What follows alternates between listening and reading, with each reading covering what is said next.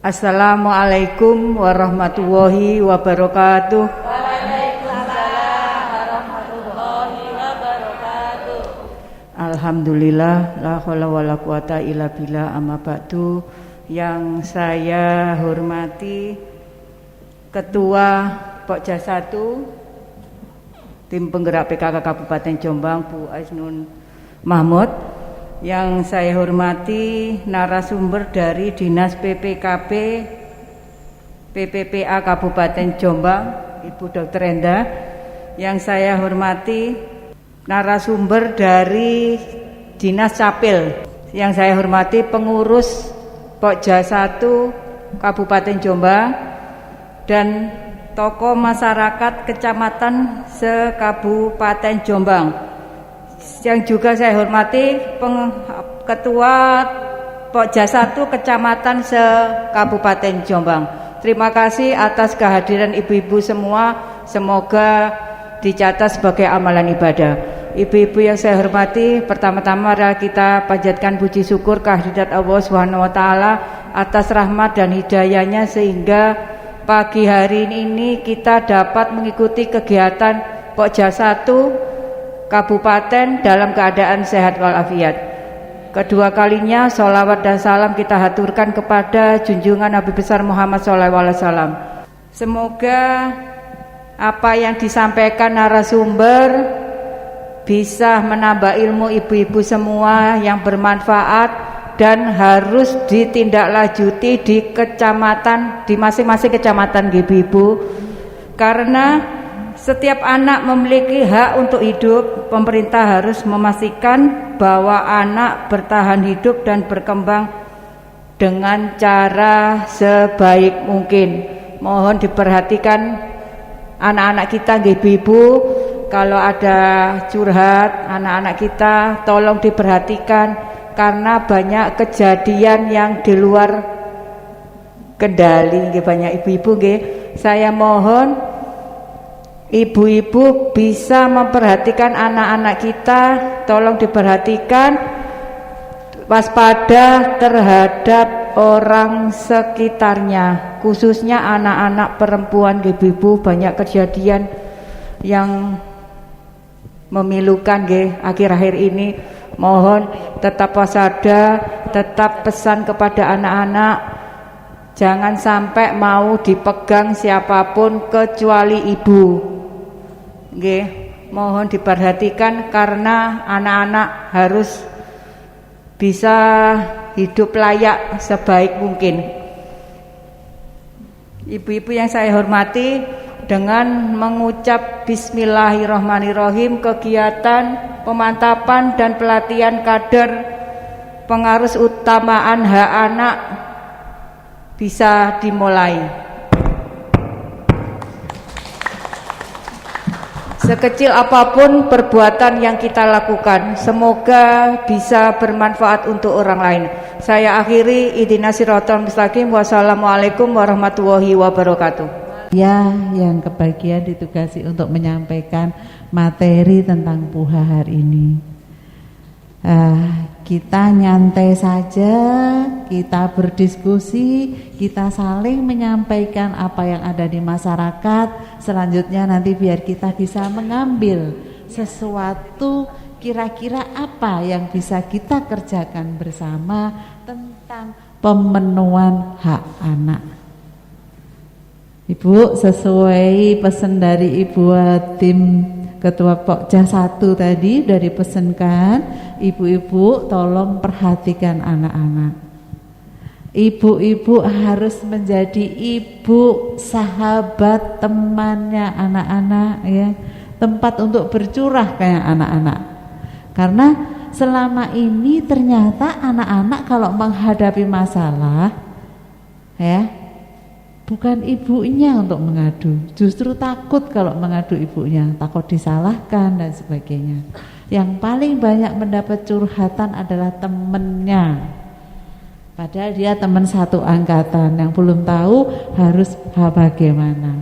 Untuk itu marilah di hari ini kita menyamakan persepsi, menyamakan pola pikir, bagaimana sih sebenarnya PUHA ini harus kita jalankan bersama, terutama di Kabupaten Jombang.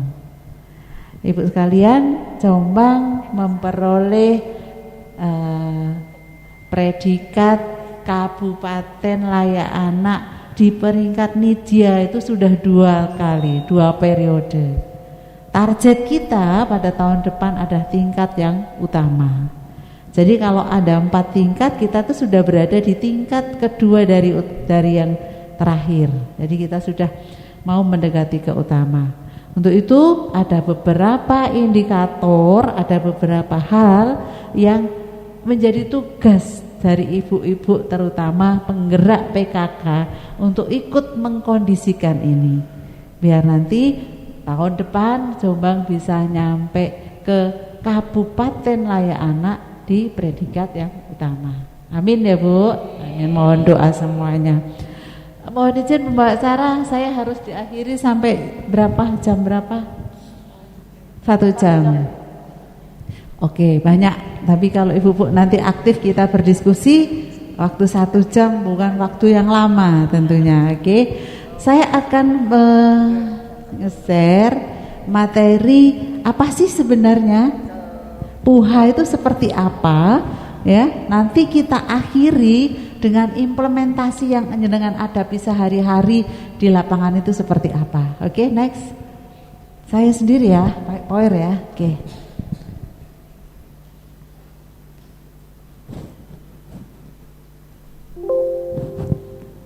Oke.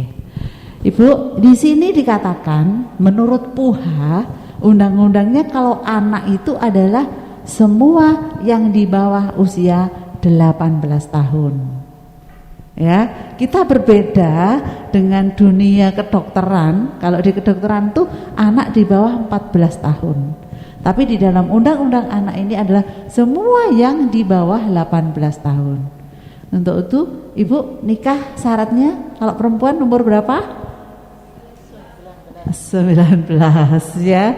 Sekarang mulai lagi kita bergeser, kalau perempuan itu 20, yang laki 22 ya. Jadi salah satu tugas Ibu PKK adalah nanti memberi pengertian ke kelompok masyarakatnya, bagaimana di masyarakat itu supaya tidak ada pernikahan dini. Ya. Lah wis kadung kontrak gimana Bu? Nah ini ya. Mohon izin saya buka. Jadi diusahakan bagaimana supaya anak-anak tidak ada pernikahan dini, baik dalam keadaan terpaksa atau tidak. Ternyata pernikahan dini di Jombang masih termasuk tinggi. Dan alasan kenapa terjadi pernikahan ini adalah karena sudah kontrak duluan. Nah, makanya tadi kalau tugasnya jaga anak-anak ibu-ibu, saya kemudian pingin suatu saat berdiskusi bagaimana menyadarkan para kaum Adam, ya, gitu ya, supaya ikut menjaga anak-anaknya. Anak-anaknya itu tidak anaknya sendiri, anak-anak di sewilayahnya. Oke.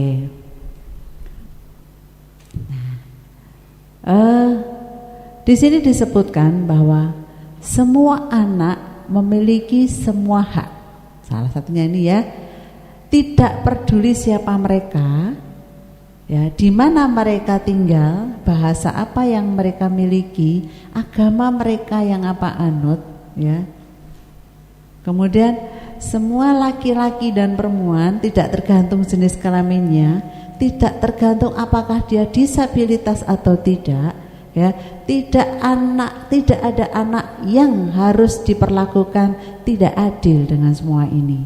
Jadi semua mempunyai hak yang sama. Pada suatu acara saya pernah dapat pertanyaan, kalau anak kandung dan anak tiri gimana Bu? Kan di hati kecil kita pasti ada itu. Nah, ya, hati kecil tidak bisa dibohongi. Kalau ada anak kandung, anak tiri, pasti kita lebih sayang ke anak kandung, katanya sang penanya. Oke lah, itu kan urusan perasaan. Tapi dalam realitas sehari-hari kita harus memperlakukannya sama. Kalau dibelikan baju satu, ya satunya harus dibelikan baju. Satunya disuruh bangun tidur nyapu pagi, satunya juga harus dibangunkan. Satunya disekolahkan, satunya juga harus disekolahkan. Urusan hati adalah urusannya ibu-ibu, tetapi di dalam realitas implementasi kesehariannya harus sama, karena semua anak ya harus diperlakukan sama, tidak ada suatu alasan apapun. Perlu diingat Ibu bahwa anak ada di bawah 18 tahun. Kalau sudah berkeluarga, ya ojo dianggap anak, Bu, ya. Kalau sudah umur 25 tahun dengan tinggal sama orang tuanya, sudah punya anak, tapi tetap aja kadang-kadang ibu-ibu memperlakukan bahwa ini masih anak-anak. Ya. Cucunya yang ngeloni siapa? Mbahnya. Saya kalau praktek sering terima pasien digendong, saya pikir ibunya, ternyata mbahnya gitu loh ya. Baru 2 minggu kelahiran si ibunya sudah pakai celana jin, kaosan, yang gendong mbahnya. Saya pikir ini juga salah, Bu. Maksud kita sayang betul ya, tetapi anak ini punya hak untuk belajar, untuk mengasuh anaknya. Nah, jadi jangan sampai kita mengambil peran anak ini yang sudah punya anak, begitu ya. Peran anak ini terhadap anaknya. Jadi boleh ibu membantu, neneknya membantu, tapi mungkin ngelempiti baju nih, atau dikala mereka mandi kita bantu. Tapi untuk kesehariannya anak-anak tetap harus ya anak sendiri, ibunya sendiri yang ngasuh. Karena si bayi punya hak, ya punya hak untuk dipeluk ibunya, dikasih asi ibunya. Oke, ini sekilas yang kita hadapi keseharian kita di rumah. Jadi ibu-ibu PKK terutama ini mempunyai tugas kepanjangan dari nanti bagaimana menjaga tumbuh kembang dan perlindungan anak ini. Oke, ya. Ketika orang dewasa membuat suatu keputusan, nah ini ya, kadang-kadang kalau kita sudah dianggap dewasa, kita di dalam rumah tangga, ya, ibu-ibu pasti di rumahnya punya suatu planning, program, punya suatu rencana yang nanti akan dijalankan, yang terutama melibatkan anak-anak. Jadi anak-anak punya hak untuk usul. Contoh, misalkan besok bulan depan kita mau beli TV yang lebih besar, misal begitu.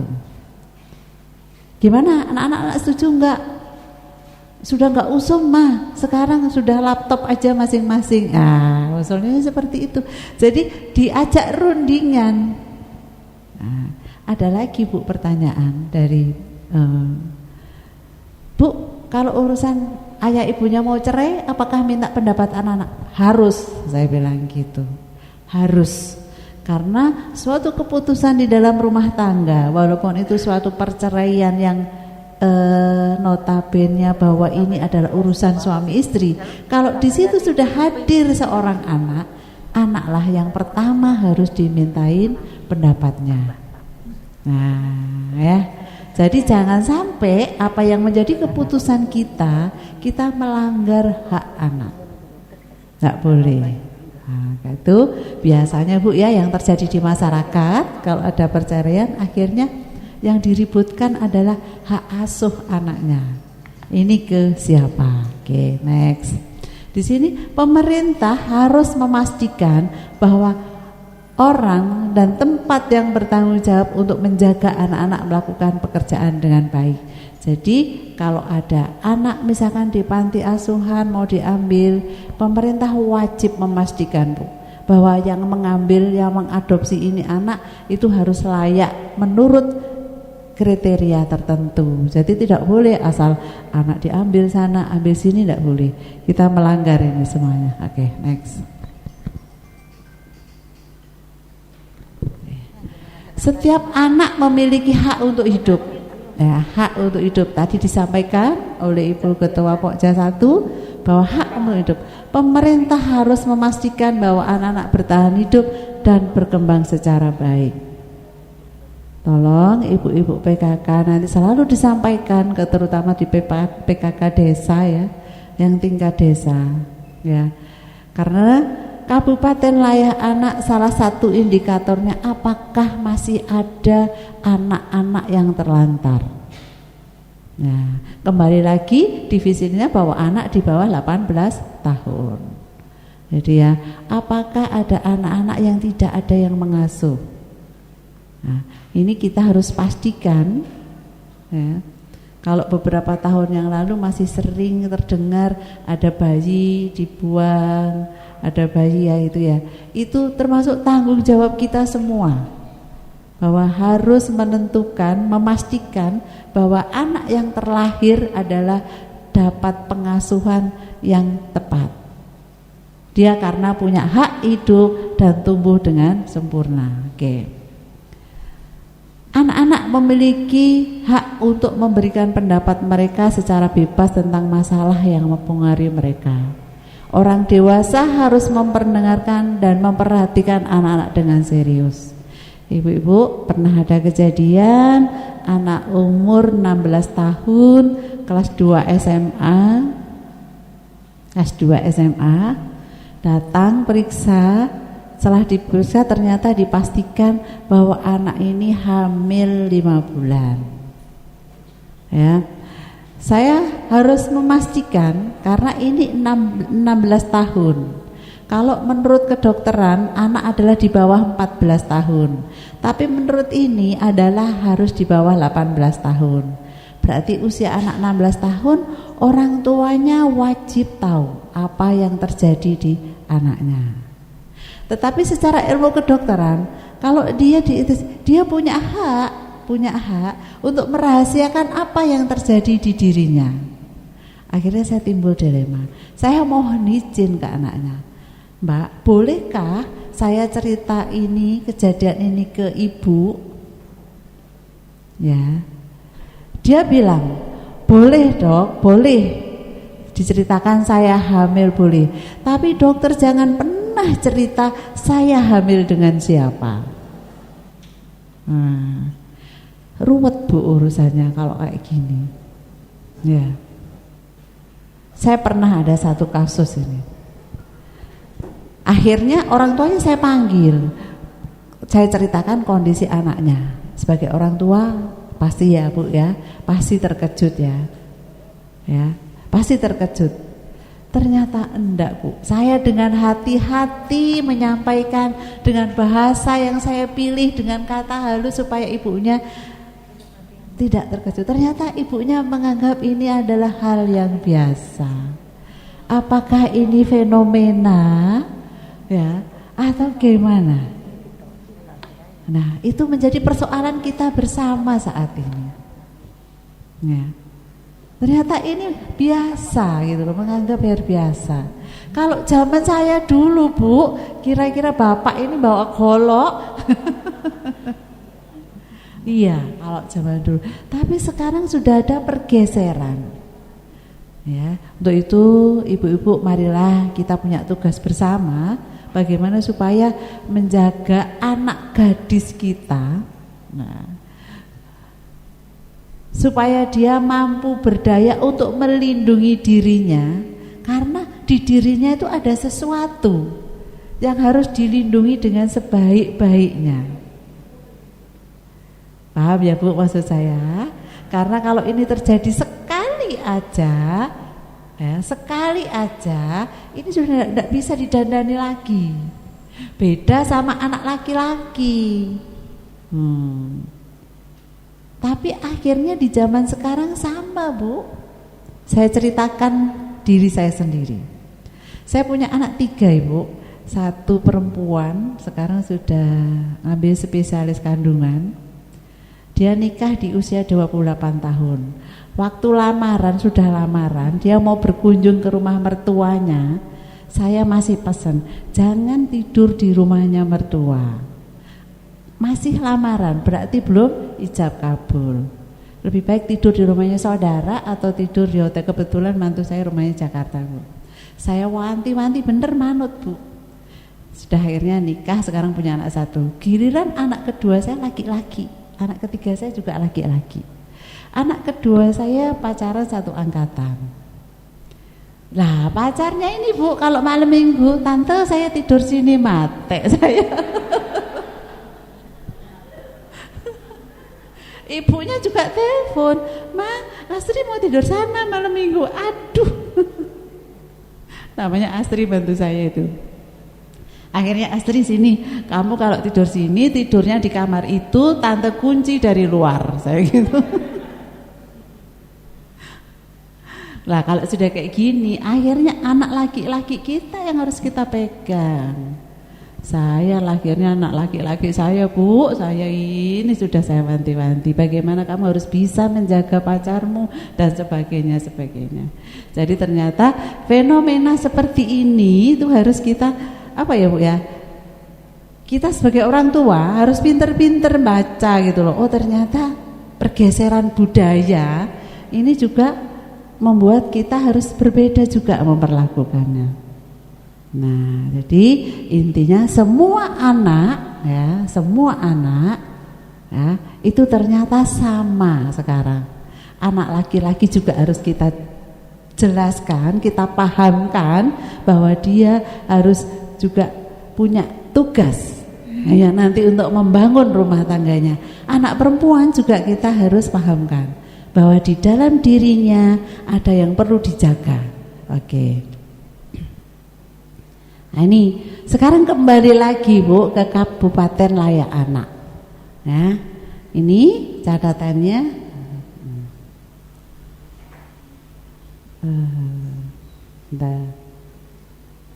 Nah, di Kabupaten Layak kita di Jombang ya sudah peroleh tingkat media ini 2021-22. Jadi kita sudah posisinya 2 kali ya. Pemerintah punya kewajiban dan tanggung jawab untuk melaksanakan dan melindungi anak-anak supaya bisa tumbuh dan berkembang. Oke. Nah, sekarang siapa aja yang berperan untuk melaksanakan tugas atau memenuhi indikator Kabupaten Layak Anak atau PUHA ini ya. Satu di sini adalah ini. Kita penuhi di dalam masyarakat ya. Salah satunya ada ruang bermain anak. Ya. Di alun-alun Jombang saya senang sekali kalau sore ngelihat anak-anak di sana. Saya jadi teringat dulu waktu kuliah di Malang. Kalau sore anak-anak, setelah menjelang habis adzan maghrib orang tua, agak tua sedikit. Tapi setelah jam 9 kok ganti lagi ini penghuninya. Jadi remaja ya, Bu ya. Jadi ternyata berbeda gitu loh. Tapi mudah-mudahan kalau di Jombang saya lihat sampai malam masih anak-anak banyak yang di sana. Nah, itu termasuk adalah ini ruang bermain anak. Kemudian ada ini rute yang aman. Nah, sekarang ini ya untuk jalan-jalan di desa apa ya, mungkin ini harus dipastikan ini. Kemudian medis. Jadi termasuk imunisasi adalah satu hak anak untuk memperoleh perlindungan tubuhnya. Jadi termasuk medis ini. Kemudian ini yang paling penting ini, ya. Di sini ada status ibu guru ini, ya. Mulai dari PAUD, ya, sampai kalau anak 18 tahun itu sampai SMA. Karena anak-anak di sekarang punya, ya, wajib belajar berapa tahun, Bu? 12 tahun. Kalau 12 tahun berarti SD, SMP, SMA.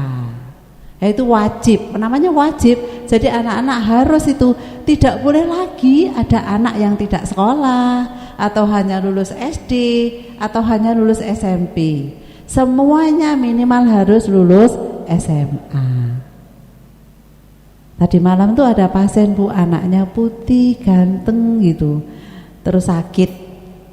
Terus saya tanya, Bu minta surat izin sakit? Iya, cuman sehari. Hari ini apa besok? Besok. Kamu kerja di mana? Di suatu tempat. Pekerjaanmu apa? Ternyata dia pekerjaannya berat Bu, ngorai apa, pokoknya keranjang apa gitu loh. Jadi seharian dia masuk jam 6 pagi sampai pulang jam 8 malam itu di dalam air karena harus ngorah-korah itu. Padahal anaknya ganteng, putih gitu ya. Terus saya tanya, kamu gak pilih cari pekerjaan yang lain ta? Kamu ijazahmu apa? SD. Ya ampun, saya begini, kok masih ada, kamu kok bisa ke sekolah cuma SD gitu loh maksud saya. Lah kalau ijazah SD mau dibawa kemana gitu kan, ya bingung. Jadi emans banget loh itu. Sekarang kita harus ikut mencanangkan bahwa anak wajib belajarnya 12 tahun minimal SMA lah. Kalau SMA itu nanti ditaruh mana-mana masih mendingan. Walaupun era sekarang sebenarnya masih setahun 2 tahun harus nilai bangku kuliah gitu ya. Tapi minimal wajib belajar 12 tahun harus dipenuhi. Oke. Ya. Oke. Kemudian keamanan. Ini keamanan. Ini Bu, mungkin di desa-desa banyak sekali anak-anak yang usia sekolah pada jam-jam belajar dia masih di keliaran, ya, di jalan-jalan. Tapi mereka punya hak Bu untuk berkumpul, memang punya hak untuk berkumpul, bermain dengan temannya, belajar sosialisasi, ya, belajar untuk mengatasi masalahnya, punya hak mereka. Tapi kita sebagai orang yang lebih tua kita harus menjaga bahwa anak dalam kondisi aman, ya, jangan sampai misalkan apa ya istilahnya ada korban penculikan anak, ya. Ngeri ya Bu kalau ngelihat medsos ya. Kok tega-teganya anak-anak, wis tau Bu, sak belingi anak kalau di rumah orang tua itu nyowo aja diminta dikasih. Ya, itu sak beling-belingi anak. Tapi kalau sudah namanya korban penculikan seperti itu memperlakukan anak-anak, aduh rasanya ya. Itu ayo kita bersama memastikan bahwa di wilayah kita anak-anak aman untuk bermain dan sebagainya. Dan ini Bu, ada juga forum. Jadi negara dan pemerintah ini mempergunakan haknya untuk menyampaikan pendapat.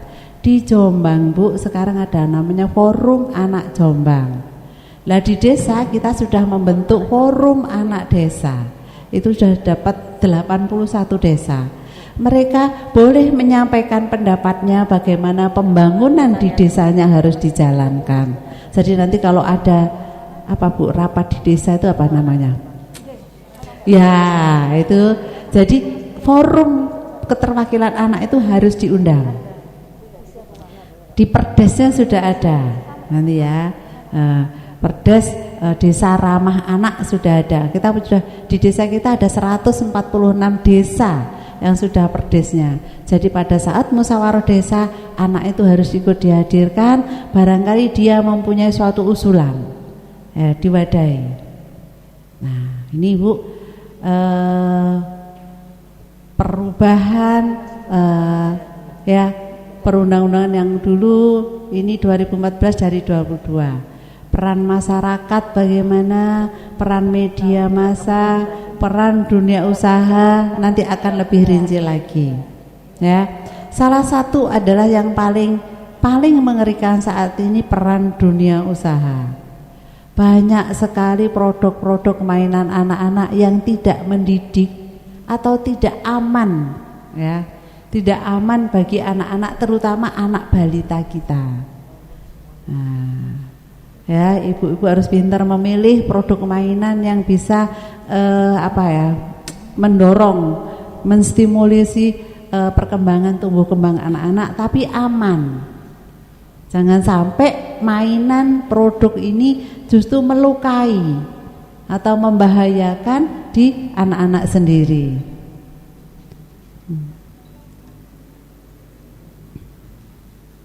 Oke, ini Bu, masuklah di sini. Jadi apa sih sebenarnya Puha itu ada di mana posisinya? Ya, di Kabupaten Layak Anak, sesuai dengan mandat atau perintah dari Bapak Presiden kita, bahwa nanti rencananya dunia ini ingin diwujudkan menjadi dunia yang layak anak. Nah, salah satunya Indonesia harus berperan menjadi idola Indonesia layak anak.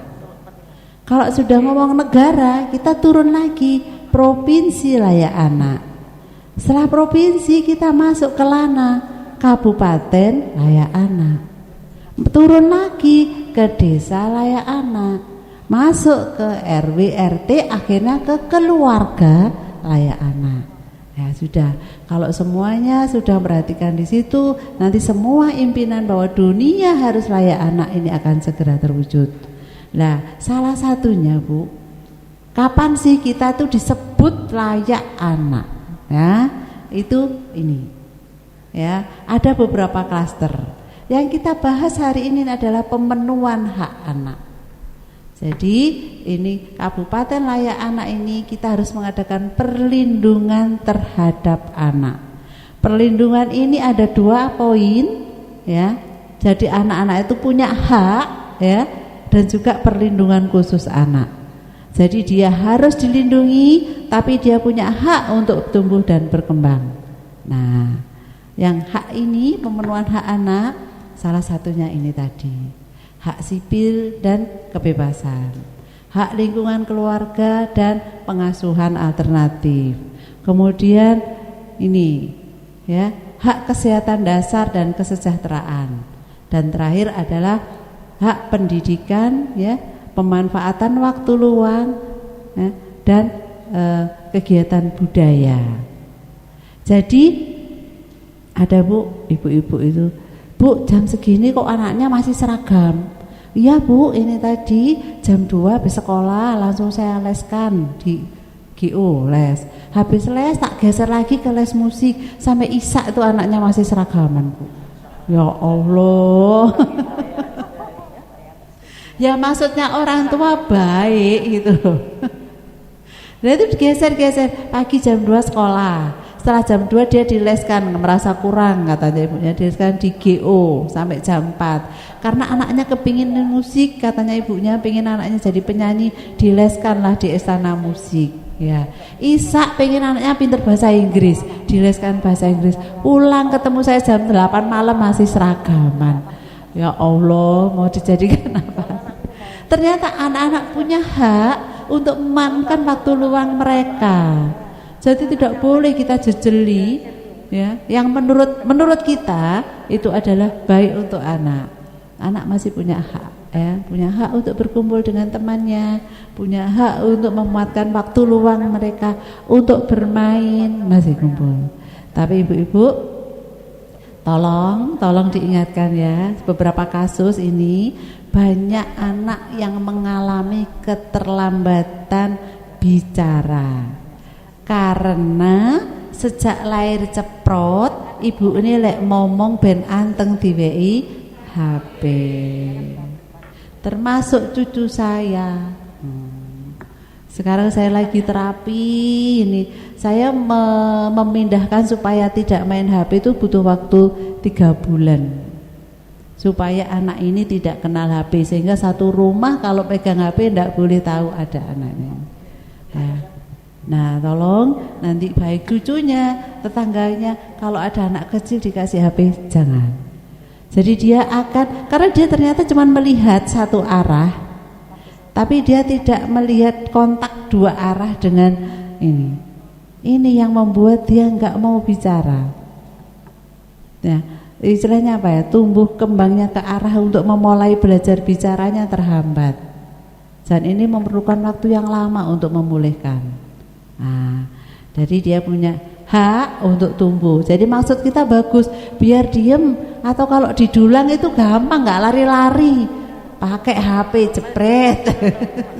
Iya, didulang, anteng dia, sambil lihat HP makanannya habis, tapi efek sampingnya ternyata jelek. Ya, itu tolong ini benar-benar saya pesankan, karena ternyata angka angka terapi untuk okupasi tinggi. Kalau kita daftar ke tumbuh kembang di Jalan Juanda, daftar sekarang kita dipanggil itu 5 bulan ke depan, Bu. Antrinya itu segitu. Nah, untuk terapi okupasi untuk supaya anaknya saiki umur setahun, 1,5 tahun lagi dipanggil. Nah, efek dari HP, ya, TV, HP jangan dikenalkan sebelum anak umur 3 tahun. Jadi anak umur 3 tahun itu sudah mulai bicara, sudah belajar, mulai kontak dengan kita, belajar, salim sudah bisa, tos sudah bisa, kita perintah sudah bisa, baru itu dikenalkan sedikit-sedikit teknologi boleh. Tapi kalau belum bisa itu semua jangan, akan terhambat nanti. Oke, jadi di sini kita akan belajar ini tentang perlindungan anak, nanti ada bidang sendiri. Kita di PUHA ini, pemenuhan hak anak. Ya, anak. Moderator nanti saya diingatkan ya kalau waktunya. Ini ruwet, Bu, ini. Ruwet, nanti tak pilih sendiri aja. Jadi intinya semua ini bahwa PUHA itu melebihi kelembagaan. Lahir ceprot, anak sudah harus punya akte. Nanti di catatan sipil ya Mas Egi. Lahir ceprot ini harus sudah punya akte. Nggak boleh sekarang nggak punya akte, harus punya akte. Karena Pak ini hak mereka, ya. Jangan sampai anak ini bingung aktenya nggak ada, surat lahir nggak punya. Kapan aku dilahirkan? Dilahirkan oleh siapa? Lah inilah repot lagi. Jadi secara kelembagaan ini harus, ya. Kemudian ada hak dasar ya, hak sipil dan kebebasan. Di sini dia memperoleh informasi-informasi dan partisipasi di sini. Kemudian perlindungan khusus tadi, pendidikan otomatis, kesehatan dasar dan kesejahteraan oke. Ya, jadi ini nanti apa-apa yang harus dikerjakan kita perjelas pada slide berikutnya. Sekarang indikator Kabupaten Layak Anak ya. Adanya kebijakan dulu, Bu. Kalau kita mau memprogramkan sesuatu di desa atau di kecamatan, harus ada payung hukumnya dulu, ada kebijakannya dulu. Kalau di desa ada perdesnya dulu, ya, biar nanti kita program kita itu dilindungi. Jadi adanya kebijakan peraturan atau Kabupaten Layak Anak. Kemudian ini, kalau sudah ada perdes, adanya harus ada anggarannya dulu, persentase anggaran untuk pemenuhan hak anak dan perlindungan khusus harus ada. Ya, kalau tidak ada anggarannya nanti matur Pak Lurah atau Pak Camat dibiayai nggak yopo. Nah, memastikan ada anggarannya dulu, walaupun mungkin pada tahap awal tidak besar. Kemudian keterlibatan lembaga masyarakat dunia usaha. Kalau kita ingin membahas sesuatu program terutama di desa atau boleh melibatkan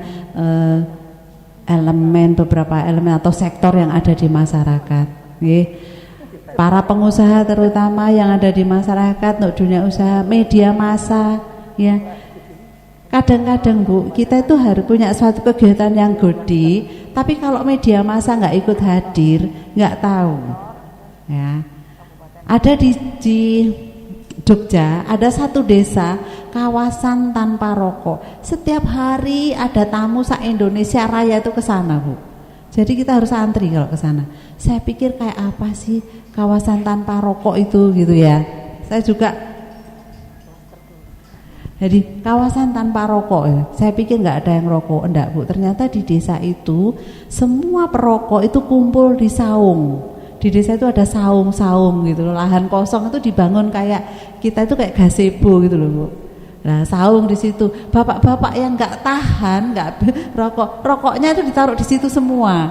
Jadi kalau mau merokok dia lari ke situ.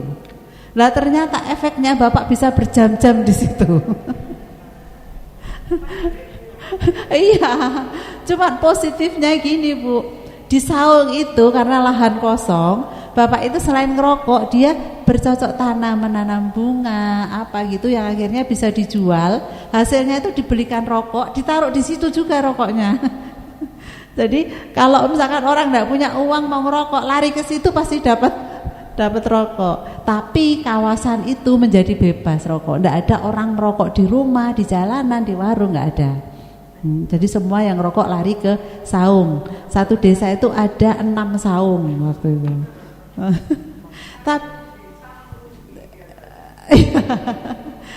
Tapi itu di media massa ini Bu, di blow up di media massa. Akhirnya satu Indonesia itu kalau kepingin studi kawasan tanpa rokok ke sana semua.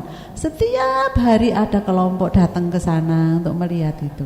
Nah itu kalau di desa atau di kecamatan ada sesuatu tentang pemenuhan hak anak yang menonjol, ayo media massa juga hadir untuk mengekspos ini, supaya yang punya program semangat dan juga Kabupaten Jombang tahu semuanya nanti.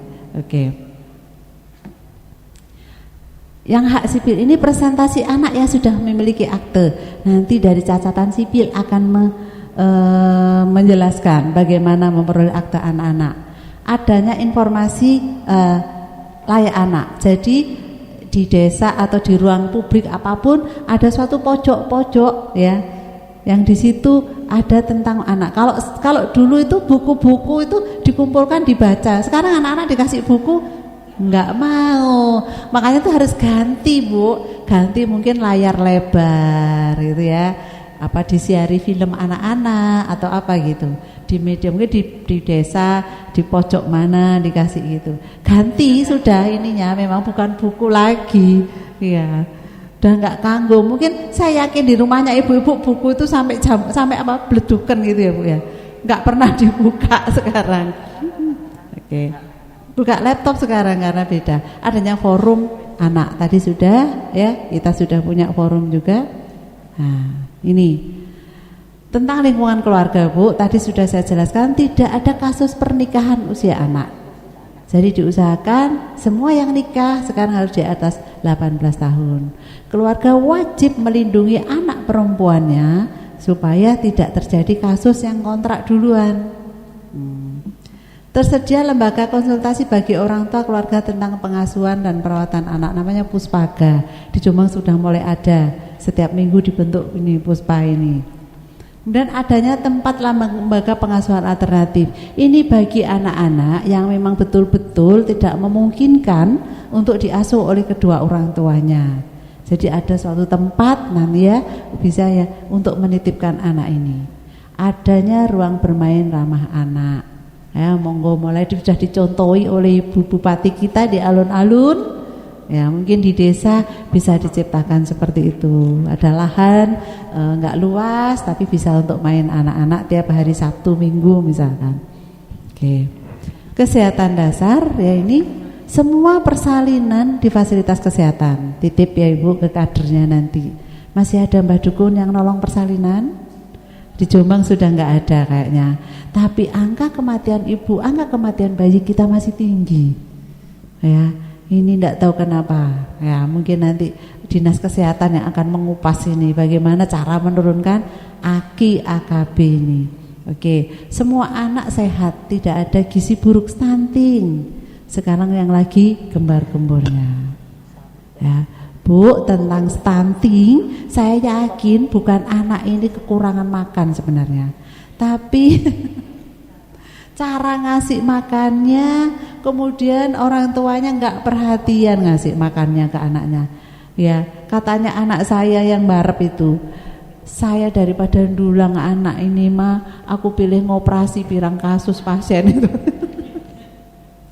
Ternyata iya Bu, kita dulang anak itu nggak semua orang bisa telaten gitu loh. Iya, jadi ini yang salah. Kadang-kadang orang-orang nggak telaten dan sudah yakin kalau sudah dikasih susu jegrek merasanya aman. Wis tak wei susu pirang botol seperti itu, ya.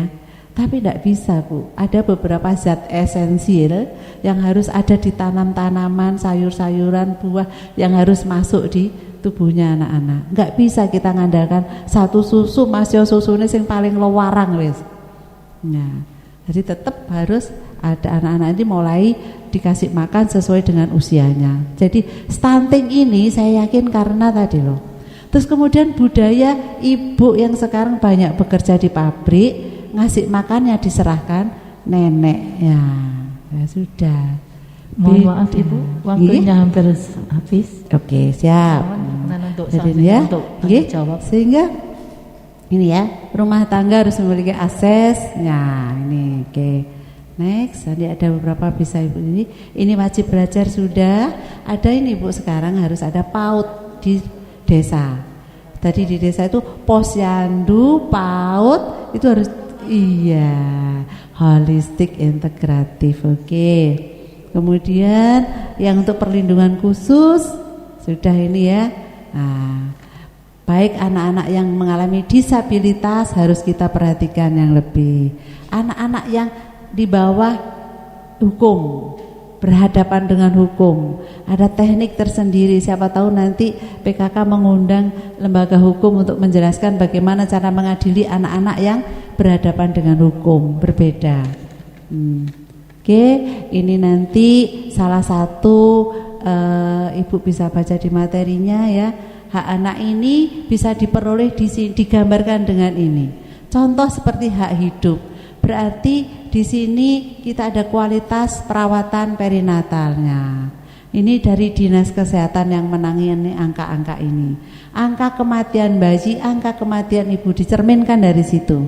Jadi kita walaupun bengok, semua anak punya hak hidup, tapi kalau angka kematian bayi masih tinggi, nah, kita harus ada tanya, ada salah di mana ini? Ya, oke. Ini dan seterusnya ada, ya, tumbuh kembang. Di sini tidak boleh lagi jumlah anak terlantar, ya. Harus diimbangi dengan data itu. Kemudian untuk perlindungan, partisipasi yang terakhir ini, bahwa sekarang ada lagi organisasi anak-anak yang ya berprestasi. Kemarin di Jombang itu ada forum anak Jombang, lomba jingle nasional, kita juara 2 Bu. Jombang itu prestasinya yes, kabar negatifnya kok ya yes. Balan katanya. Ya udah Bu, mari kita bersama-sama punya tugas yang sama. Panjenengan di PKK, kami di dinas, untuk benar-benar melaksanakan perlindungan dan pemenuhan hak anak ini sebisa mungkin. Mumpung kita dikasih kesempatan, saya yakin ibu-ibu lewat PKK-nya menjadi sesuatu yang luar biasa kalau kita bisa mewujudkan perlindungan anak-anak ini. Terutama target kita tidak ada anak stunting, tidak ada anak terlantar, wajib 12 tahun. Ini harus tercapai. Siap ya Bu? Ya. Terima kasih. Mudah-mudahan apa yang sampaikan pagi ini ada sesuatu yang bermanfaat untuk Ibu. Saya mohon maaf bila dalam penyampaian ada sesuatu yang salah. Saya akhiri, ihdinas siratal mustaqim. Assalamualaikum warahmatullahi wabarakatuh. Dari Kecamatan Peterangan, kok Jas 1 Kecamatan Peterangan. Anak saya sekarang ini sudah SMA kelas 12 atau kelas 3. Karena saat ini sudah mulai pembelajaran yang 5 hari kerja, maka pulangnya sore. Sementara memang karena tuntutan anak-anak harus pulang sore, dilanjutkan dengan les dan sebagainya sampai pulang di rumah jam 8 malam. Dan betul ibu berseragam sampai jam 8 malam. Nah, ini sebagai orang tua tentu ya pertama kadang merasa kasihan karena tugasnya begitu banyak. Setelah selesai mandi, makan, duduk di depan laptop mengerjakan tugas yang tadi dibebankan sekolah. Sebetulnya kami juga kasihan, tetapi tuntutan harus dikerjakan. Sementara itu nanti katanya Sabtu sudah tidak 5 hari kerja, tapi nyatanya Sabtu juga masih tetap ada kegiatan di sekolah. Nah, kami orang tua kan tidak bisa melarangnya, harus tetap. Nah, pertanyaan saya, harus bagaimana kita sebagai orang tua menyikapinya? Terima kasih. Assalamualaikum warahmatullahi wabarakatuh. Anak-anak punya hak, ya, punya hak untuk memanfaatkan waktu luang mereka. Ya, sebenarnya Bu, mungkin nanti suatu saat kita harus komunikasi juga dengan dunia pendidikan. Untuk pembelajaran 5 hari, anak-anak sebetulnya sudah tidak boleh lagi diberi PR. Jadi sudah tidak boleh. Untuk pembelajaran 5 hari yang sampai sore full day, itu anak-anak tidak boleh lagi dikasih PR sebenarnya. Ya, sebenarnya seperti itu. Tapi tidak tahu, nanti mungkin Bapak Ibu guru bisa menjelaskan lagi. Tapi kita sebagai orang tua, saya mewakili saya sendiri juga punya anak, Bu. Saya selalu menanamkan nilai hanyalah nilai angka di akademis itu ya. Ya, tapi anak-anak punya prestasi tersendiri di dalam diri anak sendiri itu yang harus dikembangkan. Jangan sampai justru sebenarnya yang berkembang di anak ini tertutupi karena hanya mengejar nilai sebenarnya. Akan tetapi kembali lagi Bu, kembali lagi bahwa nilai nanti diperuntukkan untuk menempuh jenjang pendidikan berikutnya. Ya, untuk itu. Sebagai orang tua saya harus bagaimana, mungkin seperti Ibu, tetap kita support untuk anak-anak, untuk istilahnya mengatur waktunya dia, untuk mensiasati jadwal yang sudah terlalu padatnya seperti itu. Akan tetapi Bu, tetap berikan semangat ke dia. Ibu membantu apa yang ibu bisa lakukan, misalkan, tapi jangan sampai ngewangi tugas dhek terus ibu melok ngerjakno, jangan. Ya, jangan. Tapi ibu support mungkin di sisi makanan, ya, atau di sisi perhatian. Pada saat anak punya sedikit ruang waktu kemudian mengajak bicara ibu, ya ibu ojo karo nyambi sinoto sinetron. Jadi paling enggak satu perhatian, yang kedua makanan yang bisa kita support ya, atau mungkin tempat istirahatnya dia. Jadi perhatian Bu, terutama perhatian. Mungkin anak-anak akan wah dikasih puji banyak ya tugasnya, tapi enggak apa-apa kok, ibu itu seperti itu. Banyak anak yang pingin seperti kamu, tapi dia enggak punya kesempatan. Kamu punya kesempatan, ayo tetap laksanakan, kamu pasti bisa. Nah. Anak saya yang rage itu yang di kedokteran juga gitu Bu. Ma, iki buku sak tumpuk tak waca sampai mate, aku gak selesai katanya gitu. Tapi saya juga tetap support. Oke, kamu sepakat, kamu masih mau melanjutkan ini apa enggak? Iya oke saya lanjutkan. Oke lanjutkan. Ya semaksimal mungkin kamu bisa. Ya, tapi ingat bahwa anak-anak di luar banyak yang kepingin seperti kamu enggak bisa. Nah gitu. Jadi intinya semangat support kita Bu ya, dan perlindungan kita bahwa kita ada untuk melindungi dia. Jadi dia punya ini loh Bu, nanti kalau ada apa-apa aku ada mama kok, nah gitu loh misalkan begitu. Jadi itu yang bisa kita lakukan. Tapi mungkin bisa komunikasi juga nanti dunia pendidikan, monggo PKK suatu saat itu komunikasi ya, bahwa sebenarnya kalau sudah full day anak-anak itu tidak boleh dikasih PR Bu. Jadi tidak boleh dikasih PR. Kalau urusan les tambahan kan itu pribadi ya masing-masing. Mungkin itu sih Bu, terima kasih. Saya singkat aja, yang saya tanyakan bagaimanakah cara mengatasi anak-anak yang sudah kecanduan HP tersebut Ibu? Terima kasih. Saya boleh cerita sedikit pengalaman saya. Jadi begini, tergantung usianya anak ya Ibu. Tapi intinya satu ternyata yang depan, ciptakan lingkungan yang menghilangkan benda itu, HP itu. Jadi lingkungan di rumah ini, kalau misalkan ada yang pakai HP harus keluar, jangan sampai ada anak itu. Jadi jangan sampai, nak enggak boleh main HP, tapi ibunya WA-an terus, itu jangan. Jadi kami, Bu, kami ada cucu 1 umur 2 tahun itu, kami semua tidak pernah ada yang pegang HP di dalam rumah. Jadi namanya benda HP itu masuk tas semua Bu. Nggak ada, juga nggak ada yang bunyi, di silent semua. Itu awal-awal gelisah, anak-anak gelisah. Ya, tapi lama-lama di tengah kegelisahannya ini Bu, jadi kita harus memberikan dia dalam bentuk yang lain. Kita harus temani dia bermain. Kira-kira anaknya Ibu usia berapa? Kelas 1. Masih bisa kalau kelas 1 SD. Jadi kita dampingi dia terus. Misalkan dia belajar kita dampingi, ya. Nanti setelah ini selesai, ayo nanti Ibu kasih hadiah. Itu kita dampingi terus untuk beralih ke buku atau mungkin pelajaran sekolahnya. Tapi Ibu harus hadir terus.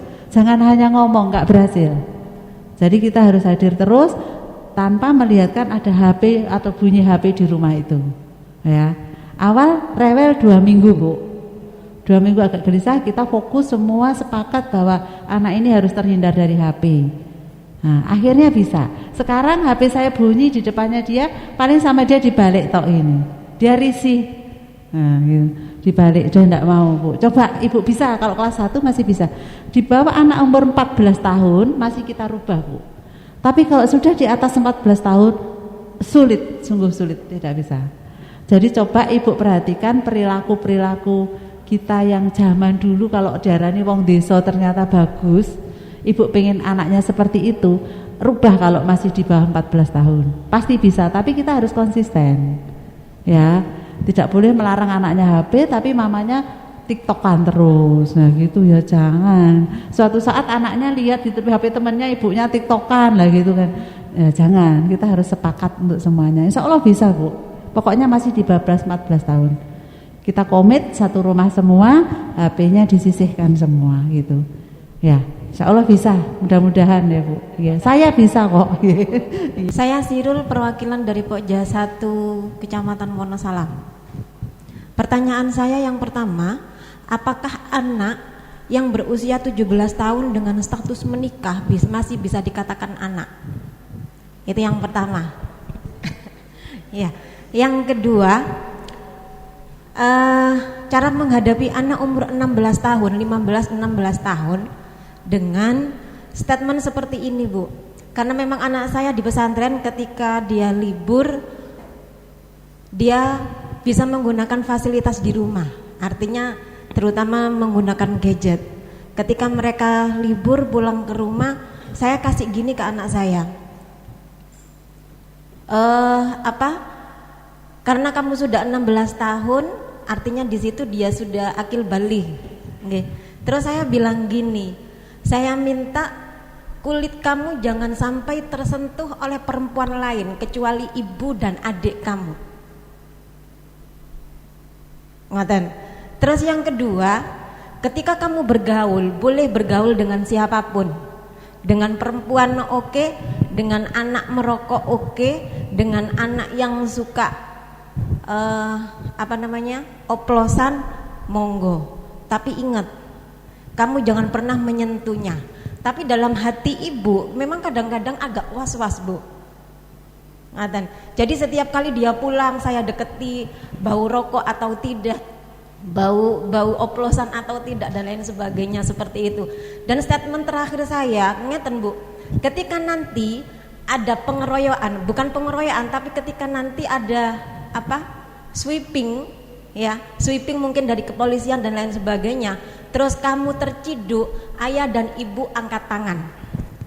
Nah, dengan seperti itu apakah pendidikan yang seperti itu terlalu keras atau pripun ngoten? Terima kasih, Bu. 17 tahun tapi sudah menikah, Ibu. Kalau kita perlakuan secara biologis bahwa anak umur 17 tahun menikah itu masih tetap anak memang. Tapi untuk status hukumnya, kalau dia sudah menikah berarti dia sudah bukan anak. Maksudnya begini, Bu. Jadi dia berhak memilih kakak sendiri. Ya, itu berarti sudah bukan anak, dia punya keluarga. Tetapi untuk status biologisnya, dia di bawah 18 tahun, dia masih anak. Makanya itu tadi saya ada kasus seperti itu, saya izin ke anaknya. Boleh enggak orang tuamu tahu tentang hal ini? Kalau anak mengizinkan, enggak boleh. Dokter juga tidak boleh, Bu, menyampaikan masalahnya anak ini ke orang tuanya walaupun dia masih di bawah 18 tahun tapi dia sudah menikah. Kemudian untuk anak-anak yang tadi ibunya terlalu over mungkin proteksi, memang betul itu kekhawatiran orang tua. Tapi sekali lagi, Bu, bahwa anak-anak punya hak untuk dia berkumpul dengan temannya, punya hak, ya. Tapi memang kalau kita pegang banget tentang ajaran kita bahwa kalau bukan muhrimnya dia tidak boleh bersentuhan, itu kan ajaran ya, Bu, ya. Monggo ditanamkan ke anak-anak boleh, tidak apa-apa gitu loh. Yang jelas yang tugas kita adalah memberikan lingkungan, kondisi lingkungan yang mendukung ke apa yang kita mau sampaikan ke anak. Contohnya begini Bu, kamu ndak boleh ngerokok, tapi lihat bapaknya tiap hari ngerokok. Lah ini susah, kita ndak konsisten. Jadi anak-anak itu akan meniru, karena anak-anak itu peniru yang ulung Bu. Dia akan meniru semua yang ada di lingkungan keluarga itu. Dia akan mencontoh. Saya pernah sampaikan ke anak saya ajak ke lingkungan-lingkungan yang agak bahaya. Mama ndak pingin loh nak kamu seperti itu. Mama ndak pingin kamu seperti itu. Saya kasih contoh-contohnya terus. Dia jawabnya cuma satu Bu. Selama mama ndak ngasih contoh seperti itu, nggak usah khawatir, saya nggak akan ke situ. Nah, itu kalau dalam keluarga. Tapi lingkungan, di mana lingkungan anak ini berada Bu? Ya, contoh, kita di keluarga bagus, ternyata anak-anak di luar di lingkungannya anak yang misalkan minum-minum. Ya pasti riskan, risikonya tinggi anak ini untuk jatuh ke minum.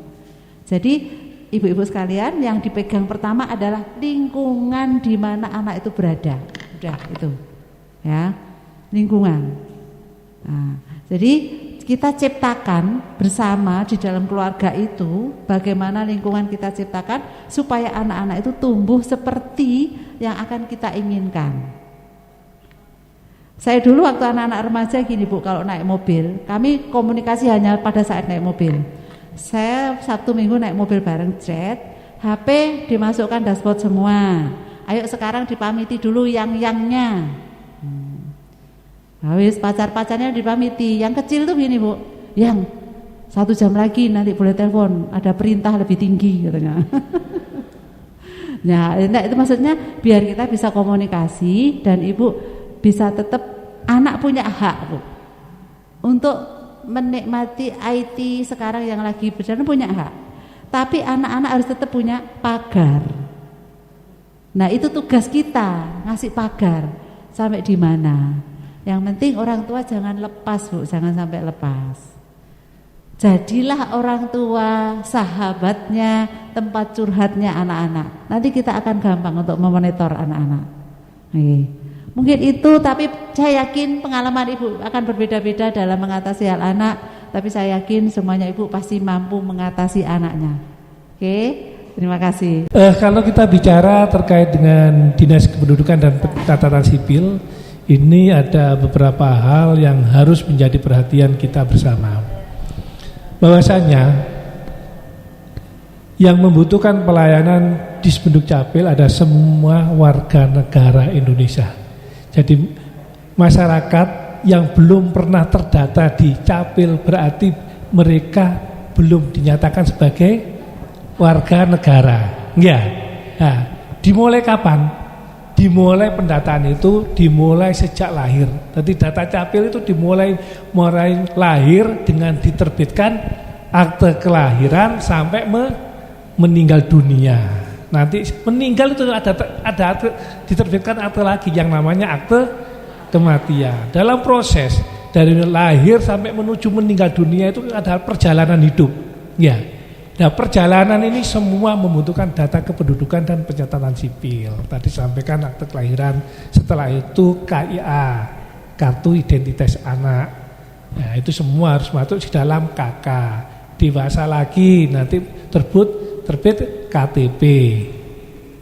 Ya, setelah KTP nanti ada pergantian status belajar, mungkin pendidikannya nanti berubah. Setelah itu lagi pernikahan, nanti berubah status perkawinannya dan lain sebagainya. Itu semua ada pada Dinas Kependudukan dan Pencatatan Sipil.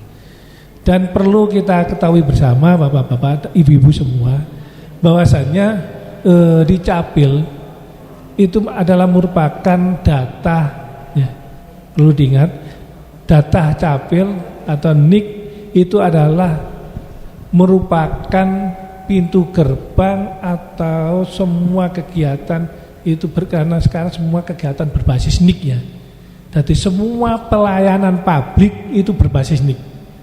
Jadi mulai perbankan, BPJS, terus kemudian untuk sertifikat tanah, beli nomor HP, gitu. Terus kemudian pertanahan tadi, terus kemudian bantuan yang lainnya semua berbasis NIK. Makanya dalam kesempatan yang baik ini kami mengajak semua. Jadi ini kami tidak hanya memberikan materi kepada panjenengan, tapi panjenengan juga saya minta bantuannya untuk memfasilitasi masyarakat-masyarakat yang ada di lingkungan kita bersama. Itulah. Karena masih banyak sekarang. Contohnya kita mulai dari yang tua aja. Sekarang itu ya alhamdulillah kemarin itu jadi semua ada hikmahnya. Jadi adanya COVID itu bermanfaat yang luar biasa Bu, di Capil itu. Karena apa? Adanya COVID, bantuan pemerintah banyak digelontorkan. Ya. Karena bantuan banyak digelontorkan, orang-orang yang nggak banyak bantuan banyak yang protes. Kenapa protes? Karena nggak dapat bantuan. Kenapa nggak dapat bantuan? Karena NIK-nya nggak aktif. Nah, makanya kemarin tahun 2019 itu luar biasa orang mengurus data kependudukan. Karena rata-rata begitu masyarakat kita itu. Jadi gelem ngurusi data kependudukan nek pas butuh tok. Padahal tahu kalau namanya itu keliru, alah keliru didik babalah. Tapi ketika nanti butuh baru mau mengurus. Ini banyak sekali dana. Ini tugas kita. Gitu. Ini tidak hanya masyarakat awam aja, masyarakat kelas atas, PNS juga banyak yang gitu Bu. Kita juga, ya betul. Kita itu juga punya program ya. Kerjasama dengan PKD, maksud saya itu kalau PNS itu kalau sudah purna, sudah pensiun kok langsung ngurus data kependudukannya, statusnya dirubah pensiunan, ya.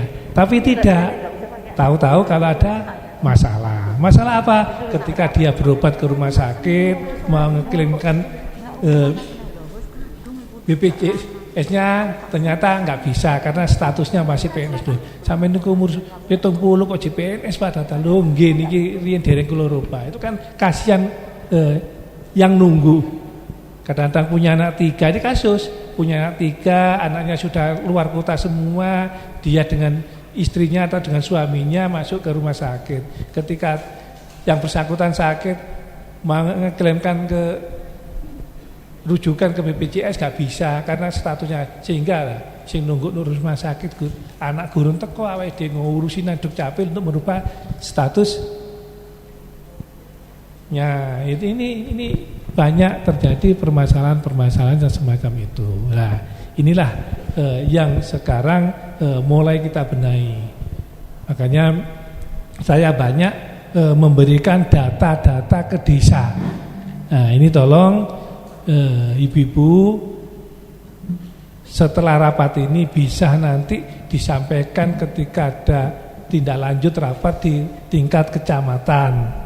Harapan kami kalau ada rapat di tingkat kecamatan tolong diingatkan lagi kepada pemerintahan desa melalui tim penggerak PKK desa. Pertama, satu, data yang bermasalah. Data yang bermasalah. Ini di Kabupaten Jombang ada sekitar 68.000 data yang bermasalah. 68.000 ini sudah saya kirim ke desa kurang lebih 8 bulan yang lalu. By name, by address. Jadi wis ada namanya masing-masing. Ini tolong diingatkan lagi ke pemerintah desa. Tolong data yang sudah dikirim di Capil itu dicek kembali posisinya orang ini di mana. Kalau sudah meninggal jadi setelah dicoret meninggal, kalau sudah pecah kakak ya dicoret pecah kakak, kalau pindah domisili ya disampaikan untuk pindah. Jadi dengan harapan apa? Ketika ada bansos, mereka itu supaya dapat. Kenapa? Tempo hari itu ada bansos, awal-awal bansos kan banyak bergejolak. Jadi ini sing gak duwe oleh, sing duwe sing duwe oleh malah sing gak duwe gak oleh. Iki keluargane perangkat desa kok akeh sing oleh ya. Macam-macam. Dan memang saat itu dan rata-rata pertama. Jadi tidak bisa kita salahkan. Karena pendataan yang dilakukan oleh dinsos, oleh petugas di lapangan itu belum mendapatkan informasi yang lengkap, gitu. Belum mendapatkan informasi yang lengkap program pemerintah jika dadakan. Dari mereka tidak mendapatkan bansos atau keliru dengan orang lain itu memang ada beberapa sebab. Yang pertama, mungkin mereka masih menggunakan KK lama, sehingga ketika KK lama, KTP lama diakses, mungkin bisa ditulis di tingkat desa karena manual, tapi ketika dikirim ke Mensos akan mendal, balik tidak terdata di sana. Makanya ini tugas kita. Ya, data yang saya sampaikan 68.000 tadi itu ada di dalamnya itu. Gitu. Nah, ini tugas kita. Jadi kita itu jangan main itu, iki ngesano gak duwe ya, karena dan rata-rata Bu, rata-rata data yang bermasalah itu mesti kena kelas apa? Menengah ke bawah. Kenapa menengah ke bawah? Karena mereka selama ini tidak pernah memanfaatkan data kependudukannya. Jadi tidur data kependudukan. Jadi duwe KTP sejak tahun 96, 97 ya pancet KTP itu aja. Dia tidak pernah memperbaiki data kependudukannya. Karena apa? Karena merasa tidak pernah dimanfaatkan lain. Dengan yang menengah ke atas seperti panjenengan semua, minimal digunakan untuk perbankan, minimal digunakan untuk beli nomor HP, sehingga data itu update. Makanya sing update tadi itu menengah ke atas, sing ke bawah itu enggak. Padahal bansos itu harapannya menengah ke bawah. Makanya banyak yang menengah ke bawah tidak mendapat bantuan. Tadi jenengan jangan salahkan karena data yang belum aktif. Makanya sekarang tugas kita untuk mengaktifkan data, sehingga dengan harapan supaya ke depan nanti semua jenis bansos, semua data-data yang dibutuhkan oleh pemerintah bisa terfasilitasi dengan baik. Apalagi sebentar lagi ada pilpres, pileg, dan pilkada dan pil-pil yang lain. Nah, ini tolong disampaikan. Ini tugas kita bersama. Gitu tuh. Tadi tolong tadi ya data. Ya, tadi kesalahan itu disebabkan pertama karena data lama. Yang kedua salah memasukkan NIK perangkat desanya, petugasnya. Artinya, dan saya kira ya manusiawi sekali karena NIK itu ada 16 digit ya, 16 huruf. Kadang-kadang HP yang 12 huruf ada bisa nyasar ke orang lain enggak. Ini HP nyasar kayak cocok diterus no. Nah, tapi kalau nik kleru ya pasti nyasar nanggone wong liya. Lah tinggal kelirunya di mana? Kalau kelirunya di kode kecamatannya ya mungkin kayak 9 kayak Jombang 09 ditulis 08 kleru nulis ya nyasar nang kecamatan Diwe sing jenenge iku mangi iku sing oleh. Gitu lah. Jadi kalau kleru kode kecamatannya ya nyasar ke kecamatan lain, kleru tanggal lahirnya yang nyasar ke orang lain, kleru tanggal bulan lahir itu mesti kleru kepada yang lainnya. Itu diantaranya. Yang ketiga mungkin ada unsur kesengajaan dari perangkat desa. Itu yang kaitan dengan bansos. Nah, kembali tadi yang kaitan dengan persiapan untuk pemilu dan kegiatan-kegiatan yang lain, ini tolong kami juga diberikan informasi di desa itu semua desa tadi 302 desa 4 kelurahan sudah saya kasih buku tebal, buku pokok pemakaman. Itu semua diharapkan masyarakat yang meninggal di desa itu untuk dicatat dan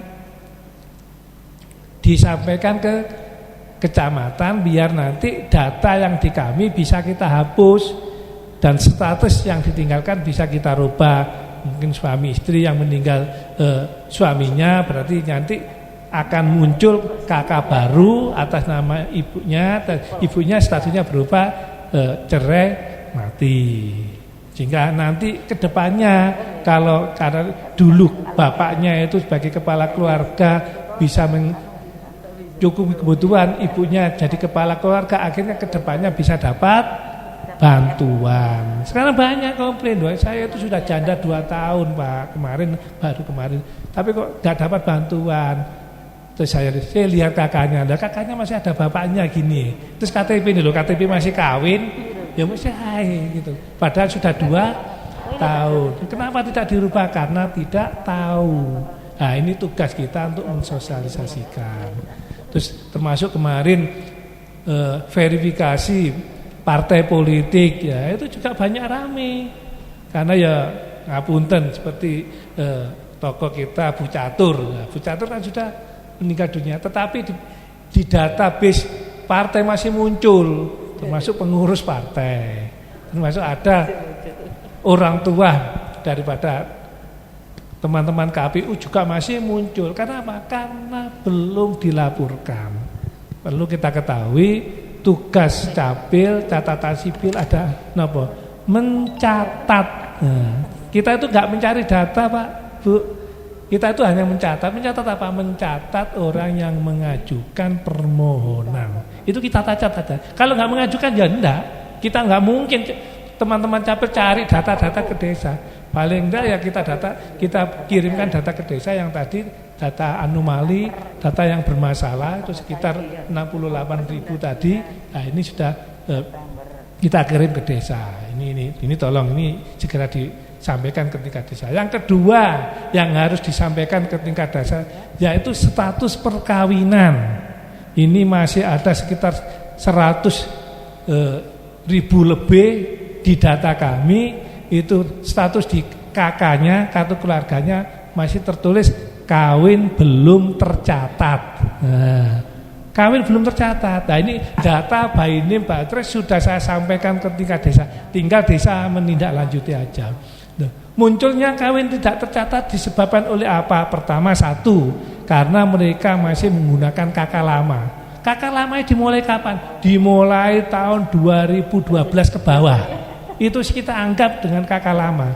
Makanya kalau panjenengan tetangga masih punya kakak 2010, 2009, tolong segera diperbaiki. Kata ini belum masuk database, masih menggunakan data manual saat itu.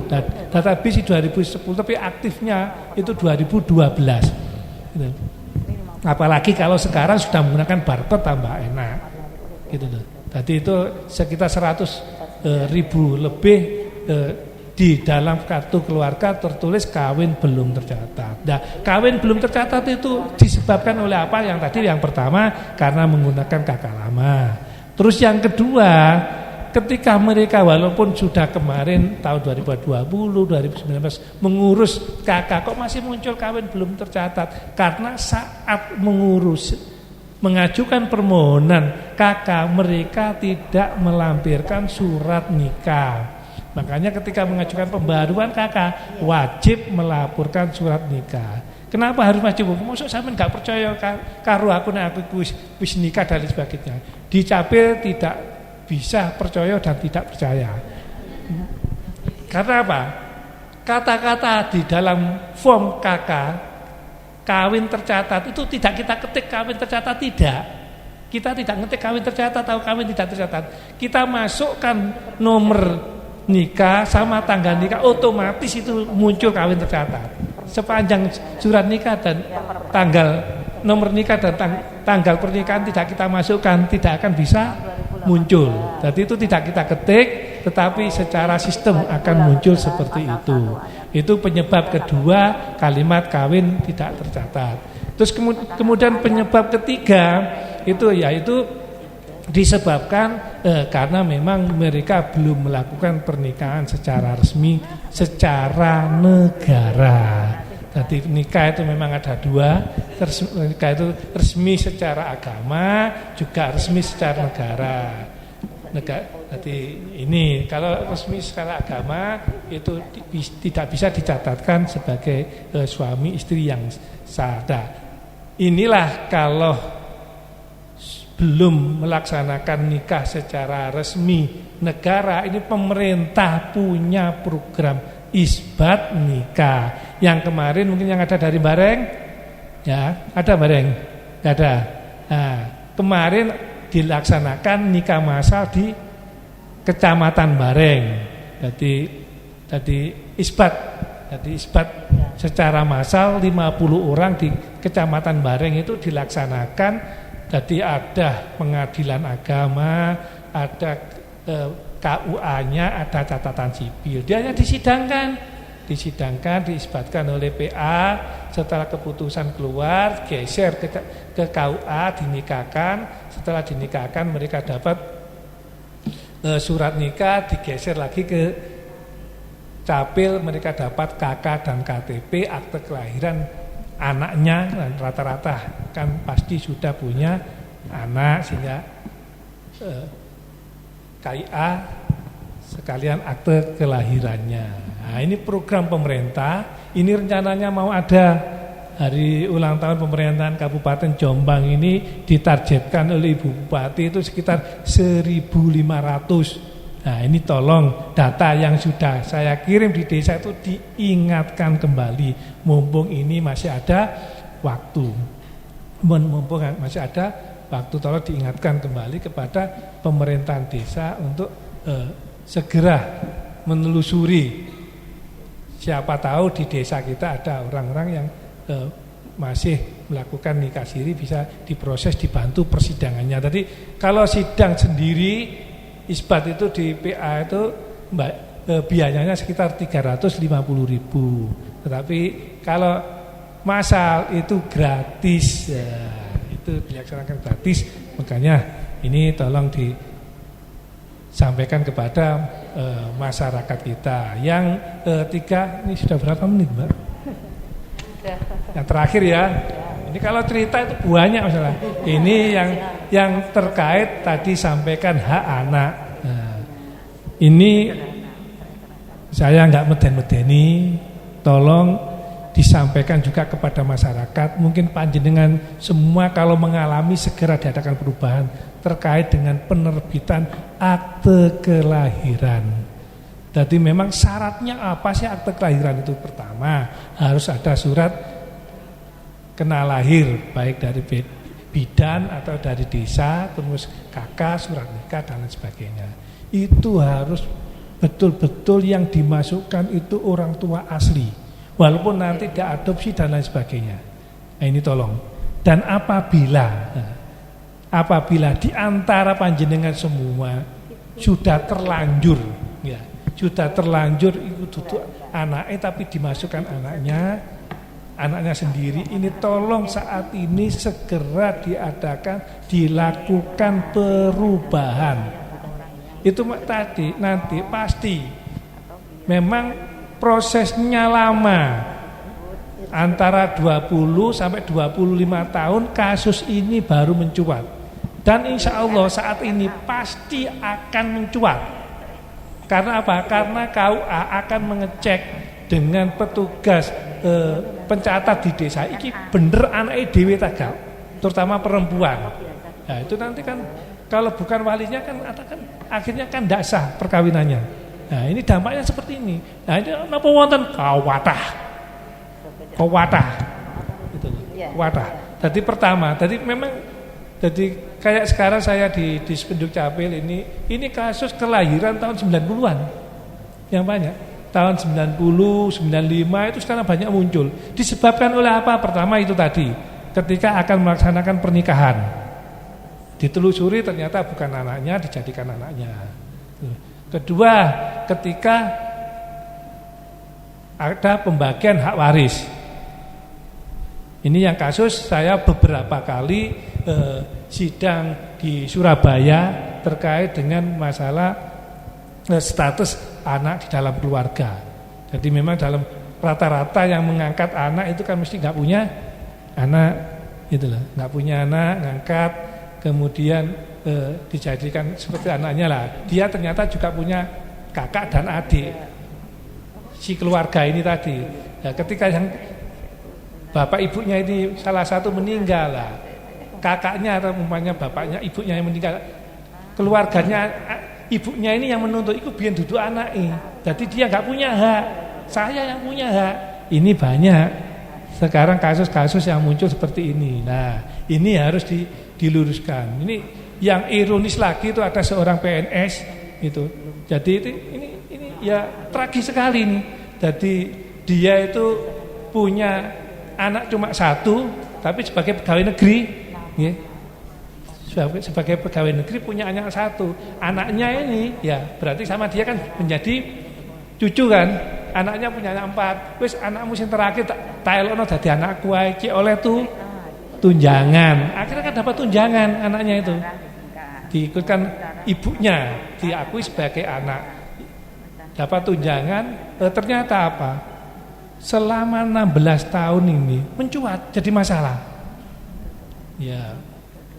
Jadi masalah, ya ini saya yang nggak bisa nulung.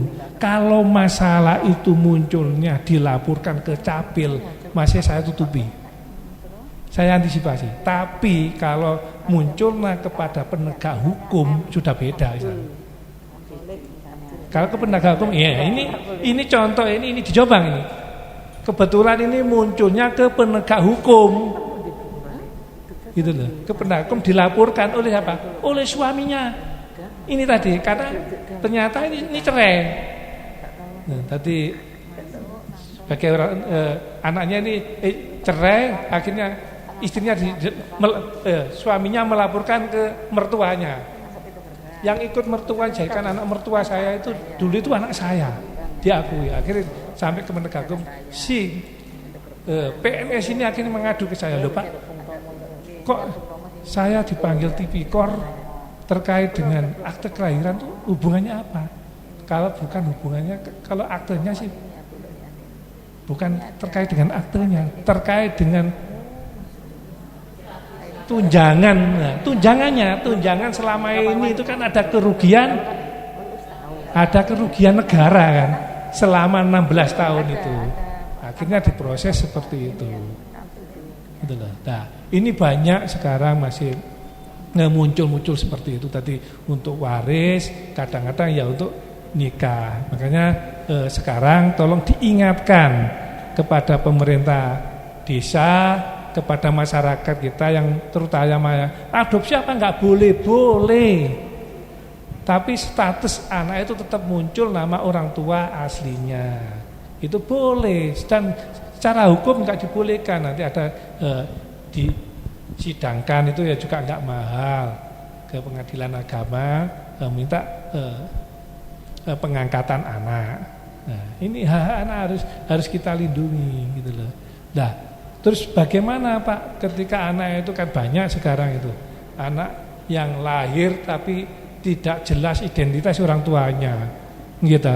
Kadang-kadang dibuang oleh jalan gitu, dimasukkan ke bawah. Itu ya bisa kita fasilitasi. Kita fasilitasi yang jelas nanti aktenya bisa kita munculkan gitu loh. Tapi ada surat keterangan dari desa atau dari bidan, nah, nanti diikutkan di kakaknya siapa. Biasanya dimasukkan di pantai dan lain sebagainya gitu. Jadi ada hak asuh itu nanti. Nah, semacam ini yang sekarang mulai kita benahi karena di Kabupaten Jombang gini, saya kasih PR ya banyak PR lagi. Tadi yang belum punya akte ini kurang lebih di kita masih 85.000 dan itu by name by address sudah saya kirim ke tingkat desa karena di database kami itu muncul ini yang belum punya akte dan biasanya ngurus akte itu kembali lagi nek butuh. Dan sekarang banyak Bu, umur 70 tahun, umur 50 tahun itu ngurus akte. Untuk apa? Untuk umroh. Nah, untuk umroh. Ya ini tolong gitu loh. Jadi berarti akte ini penting sekarang ini. Jadi tolong jangan melihat umur. Nah, biasanya memang usia-usia semacam itu adalah usia-usia yang rawan. Apalagi 40 tahun lah, 40-45 tahun itu usia yang rawan sehingga mereka harus datang sendiri. Masalahnya rawan bagaimana? Karena nama yang bersangkutan umur 40 tahun itu kadang-kadang di surat nikahnya sama ijazahnya itu gak bodoh. Ya, makanya kita harus fasilitasi. Fasilitasi bagaimana? Nek sampean gak pegawai negeri, ya wis ijazah diabaikan aja, wis gak ngurus ijazah. Ngoten nah, karena tidak gunakan untuk kerja. Kita patokan pada surat nikah aja. Tujuan apa? Tujuan untuk menyelamatkan nama anak. Ini banyak nama anak itu yang membuat kita bingung tuh ya. Anak yang pertama nama orang tuanya Abdul Majid. Anak yang kedua nama orangnya ABD Majid. Anak yang ketiga A Majid. Terus nek suruh benahi sing dibenahi sing ngendi gitu loh. Nah, makanya kita lihat ijazah wong tuane kaya apa, bapak Ikman. Surat nikah kayak apa. Lah, kalau semua sudah terbit akte kelahiran ya kita buatkan catatan pinggir biar nama-nama ini bisa bermanfaat semua. Jadi kita tidak ada bahasa untuk mempersulit. Apalagi ini orang penting. Ada di Jombang itu. Orang penting di Jombang itu namanya itu ada sama 5. Sama 5 namanya, tapi sama. Yaitu ada Abdurrahman. Gitu. Jadi ada yang U, ada O. Ada OE gitu. Nah itu kan repot. Ya itu pasti kita tanya. Kalau orang KTP penting mungkin bisa dengan mudah, tapi kalau orang penting sulit. Saya katakan orang penting bagaimana? Lah wong iki wis gawe sertifikat tanah, gawe kendaraan, gawe paspor, gawe urusan perbankan sing bermacam-macam. Engko nek gawe jeneng sing iki paspore piye? Nek gawe jeneng sing lah sing nggone perbankan piye? Gus nek gawe sing OE lah engko sing nggone pertanahan piye? Lah makanya ini harus ada penanganan khusus. Kalau petani kalau wis terserah lah, yang penting anaknya bisa selamat. Kita itu. Jadi kadang-kadang makanya ada baca, "Iko biyen kok gampang sih ngurusi merubah nama ini. Kok aku kok angel?" Bukan angel. Kita lo gatuk-gatukno gitu loh. Karena sampean niku orang penting. Sertifikat tanah sampean kaya apa jenenge? Jangan-jangan diganti jeneng nama ini nanti sertifikatnya enggak berlaku. Jangan-jangan gunakan nama ini ternyata kendaraannya nggak bisa disuratno loh. Iki mobilku sih mewah gak iso suratno, jenengku paling ganti gini. Nah, mosok gonta-ganti ya. Ini makanya harus ada penanganan khusus dan karena penanganan khusus mereka harus hadir, kita beri penjelasan atau penetapan pengadilan. Karena waktu ya. Jadi saya kira cukup ini aja yang dapat kami sampaikan. Nah, mungkin yang lebih banyak kita tanya jawab aja. Sekian dari kami. Assalamualaikum warahmatullahi wabarakatuh. Sebetulnya saya waktu mengajukan untuk vaksin itu NIK sudah sesuai dengan nomor, utamanya perempuan adalah paling akhir adalah 1. Namun yang muncul itu nomor 2. Berarti kan laki-laki. Nah, kebetulan akhirnya vaksin 1, 2 sampai ketiga ya nomor tetap 2, tapi nik saya berakhir 1. Nah, apakah ini berlaku atau apakah harus ada perubahan menapa kados pundi? Kalau KA, alhamdulillah saya sudah bisa naik KA. Tapi kalau pesawat kebetulan hari ini belum. Nah, itu mempengaruhi apa tidak? Karena Peduli Lindungi itu apakah untuk selamanya ataukah bagaimana dalam nyun mangertos? Mungkin itu yang bisa saya matur. Mohon untuk terima kasih Bu. Saya terima. Ini dari Puskesmas ada? Enggak ada. Wah, dari kesehatan enggak ada. Kisi Bu, ini aja saya jawab dulu. Jadi gini, memang Peduli Lindungi ini banyak termasuk vaksin. Jadi orang vaksin itu banyak bermasalah. Jadi mereka belum vaksin katanya sudah vaksin. Terus ya, yang pertama yang harus Ibu lakukan validasi data.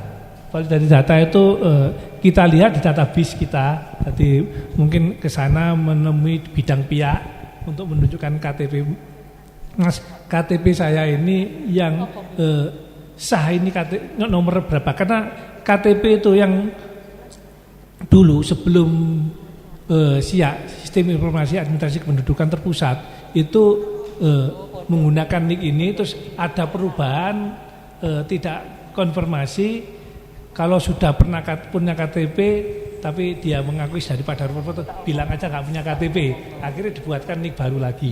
Tapi kalau sekarang sudah siap terpusat sudah nggak bisa, sudah satu NIK. Nah, ini makanya Puskesmas. Enggak. Jadi yang kedua proses awal pelaksanaan vaksin itu saya tekankan. Bahkan saya ini tadi ada Bu Indah. Kemarin saya juga nanya, Bu Indah, saya gak minta dibayar, aku itu undangan gitu loh. Waktu awal-awal itu saya itu undangan ketika teman-teman di Puskesmas mau vaksin. Ini bahaya kalau teman-teman pencatatan vaksin menulis NIK itu manual, pakai sistem. Ayo kerjasama. Biar kalau NIK yang sudah masuk itu ini betul-betul muncul namanya, gitu loh. Karena NIK itu bergandengan dengan nama. Itu kalau pakai sistem. Kalau manual jenenge Abdul Rokim, tulis Abdul Rokim, NIK ditulis. Tapi di sistem enggak iso bukan Abdul Rokim NIK itu. Wong namanya manusia, 16 angka. Siapa tahu saya salah nulis. Makanya kadang-kadang sampai rame gitu loh.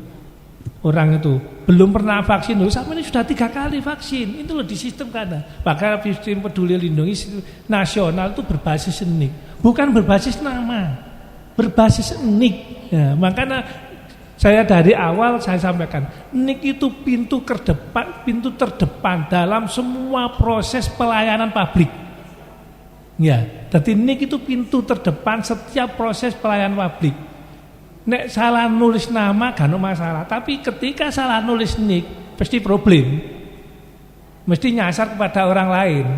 Makanya kenapa saya ketika vaksin pertama harus pakai sistem, biar nanti yang ditulis seperti jenengan NIK-nya berapa Bu, tulis di sini tuh muncul apa terus jenengan namine niki. Oh sanes tuh, berarti oleh nulis NIK keliru lah gitu loh. Tapi kalau ditulis manual dengan dikasih lembaran suruh nulis sendiri nama, kata-kata ditulis no dan lain sebagainya, itu tidak menutup kemungkinan dia memasukkan ke database-nya itu keliru sehingga nyasar ke nama orang lain. Nah kalau hal semacam itu terjadi ya kita hadirkan, kita kasih pengertian. Ternyata karena nanti yang bersangkutan itu kita tunjukkan, ternyata NIK sampean itu sudah menjadi sudah dipakai oleh orang ini dengan alamat ini. Nanti kita yang tahu gitu loh. Di apa? Di database kami. Di database kami. Nah, kalau nggak hadir sendiri kita nggak tahu, nggak ngerti. Itu Pak. Jadi nanti hadir aja atau nanti tulis saja nama ini. Saya juga banyak. HP saya satu hari saya itu minimal 30 sampai 40 nomor yang masuk yang tidak kita kenal. Betul. Karena ini saya sebar kepada teman-teman. Nah, kepada teman-teman. Jadi kami memberikan pelayanan secara langsung lewat HP, tidak melihat siapa yang minta bantuan. Tapi apa yang mereka perlukan nanti kami tolong, kirim aja KTP-nya lewat WA. Ini tadi ya juga baru ada orang yang juga tidak kita kenal karena nick-nya juga dipakai oleh orang lain lah. Ini Bu contohnya Bu ini. Mungkin jenengan mumpung ada di sebelah saya lah. Ini kan orang yang tidak kita kenal. Ini baru ya minta itu datanya diambil orang, akhirnya kita fasilitasi, kita kirim ini loh data panjenengan diambil orang ini. Ini satu contoh. Ini baru saja. Saya tidak tahu siapa yang minta bantuan ke saya, tapi ketika minta bantuan kirim KTP kami kirim ke ADB kami, di ADB dilacak ke data nasional. Oh iya Pak, sampean ganda dengan orang ini. Nah, gimana caranya? Kita komunikasi dengan orang yang bersangkutan. Gitu. Kalau orang bersangkutan, kalau beda provinsinya, ya orang luar Jawa, ya kami fasilitasi untuk menyampaikan ke sana. Prosesnya bagaimana? Memang prosesnya agak lama. Gitu, makanya menghubungi pada yang bersangkutan. Sama dengan pindah datang itu. Kalau orang Aceh mau pindah ke Jombang, bukan berarti mereka harus ngurus surat pindah ke Aceh. Cukup ke Jombang aja, ke Dukcapil Jombang minta fasilitasi untuk dipindahkan. Nah, itu contohnya seperti itu. Ini ganda pun juga demikian. Ganda dengan orang mana? Panjenengan masih nggak tahu. kok niku kok dipakai orang sih dan lain sebagainya. Nah, taunya dipakai siapa nanti bisa ke Dukcapil. Ini ada PNS pensiunan juga gitu, nyasar pensiunannya itu. Karena awalnya dia waktu mau pensiun nulisin nik keliru. Karena sekarang semua berbasis nik, Bu. Mana hati-hati dalam proses penggunaan nik. NPWP sekarang nik, gitu loh. Dan semuanya, nanti semua data nasional itu, bahkan tiket untuk nonton pertandingan itu diupayakan pakai nik. Ya, seperti halnya di Amerika itu nggak ada bonek pemain sing penonton sing nakal-nakal, nggak ada. Kenapa? Dia menjaga dirinya sendiri. Dia menjaga dirinya karena berbasis nik. Kalau di Amerika itu karena berbasis nik ya. Jadi nik itu aja. Jadi nik itu ada kartu ATM-nya mau niat bola ini. Ketika dia ada masalah di situ ngisro, ya di mamanya dia di Gelora Bung Karno dia ngisro, dipanggil pegang nikmu berapa ini. Nanti kasih sanksi. Tidak bisa lihat bola selama 1 tahun. Ketika mereka mau ke Surabaya, lihat di permainan di Surabaya atau di Malang, mau beli tiket, maaf mas, tiket memasukkan sampai ternyata masih kena sanksi, nggak bisa lihat bola sampai 1 tahun. Itulah nanti ke depan pemanfaatan nik seperti itu. Yang terkait dengan vaksin tadi sudah Bu ya, tulis Mbak di situ Mbak, sampai tulis nggak apa-apa, gitulah. 08 2323 64 8884, 8-nya 3 kali. 08 23 23 64 8884. Itu memang teman-teman banyak yang minta bantuan itu. Pak ini ya dikirim BA, setelah itu kita proses. Mereka datang membawa berkas, jadi datang langsung tukar berkas bisa terselesaikan. Nggih, monggo. Pak Mas Duki. Pokoknya ten kakak wonten. Wabarakatuh. Nama saya Ibu Titi Zakia, perwakilan dari tokoh masyarakat Kecamatan Perak. Yang saya singkat aja Bapak, di sini banyak kartu-kartu ya seperti KK, KTP. Tapi yang mau saya tanyakan KIA, kartu identitas anak. Di sini saya mau menanyakan kepada Bapak, prosedurnya gimana dan persyaratannya itu apa saja Bapak? Sekian, terima kasih. Untuk proses pembuatan KIA kami sudah kerjasama dengan sekolah. Nah, dengan sekolah mungkin ya. Tadi mungkin bapak ibu-ibu semua mungkin sudah pernah dimintai sekolahan untuk fotokopi KK dan foto anak. Dan insya Allah sudah selesai. Kalau belum selesai, ini tolong tanyakan. Kecuali kalau anak itu sekolahnya di luar Kabupaten Jombang. Mungkin sekarang karena domisili Jombang tapi sekolahnya di Nganjuk, itu bisa langsung datang ke Capil untuk kita fasilitasi proses pembuatannya. Cukup dengan membawa fotokopi KK dan foto anak yang bersangkutan. Langsung ke Capil. Ada petugas khusus di sana. Dan bagi ibu-ibu semua yang sudah kirim foto dan KK ke sekolahan kok belum jadi, tolong ditanyakan ke sekolahan. Karena di kami proses tidak pernah lebih dari 1 minggu. Tidak pernah 1 minggu. Kadang-kadang sama berbulan-bulan gurung dapat. Akhirnya anakku sekolah no kono kok wis oleh, sing sekolah no kene gurung dapat. Ini tidak ngirim-ngirim. Jadi itu mulai RA, TK, PAUD, terus MI, SD, Sanawiyah sama SMP. Di bawah umur 17 tahun kita terbitkan kartu identitas anak. Tujuannya untuk apa? Ya untuk hak-hak anak bisa terpenuhi. Nah, sekarang mau naik pesawat, mau beli tiket kereta, itu aja juga harus menggunakan identitas. Walaupun kecil tetap ada. Nah, itu bisa dipakai. Dan yang baru lahir pasti langsung kita terbitkan. Kita langsung dapat KIA. Memang umur di bawah 5 tahun aturannya tidak ada fotonya. Jadi walaupun jenengan tidak mengajukan, tidak ada permohonan KIA, tapi ketika mengajukan akte kelahiran secara otomatis KIA kita berikan. Nggih, ampun. Terus yang saya tanyakan tadi, untuk KIA masanya itu sampai berapa Bapak? Sampai nanti umur 17 tahun. Sampai mereka dapat KTP. KTP pun juga demikian. Anak-anak SMA, ini tolong kamu punya anak SMA, itu umur 16 tahun sudah saya lakukan perekaman di sekolahan. 16 tahun sudah ada perekaman di sekolahan, dengan harapan ketika nanti mereka usia 17 tahun KTP tinggal ngambil di kantor. Tapi banyak terjadi anak-anak ketika perekaman tidak melakukan perekaman tapi dimanfaatkan untuk ke kantin. Nah, makanya sering terjadi ngebel saya, Pak, anak saya itu sekolah di sini, kok sudah umur 17 tahun belum dapat KTP, katanya belum melakukan pemotretan. Tolong Bu datang ke kantor dengan anaknya. Mesti saya suruh gitu, datang saya duduk menghadap saya, mesti anaknya saya tanya. Saya jawab dengan jujur. Ketika Capil melakukan perekaman kesampaian, sampai di mana?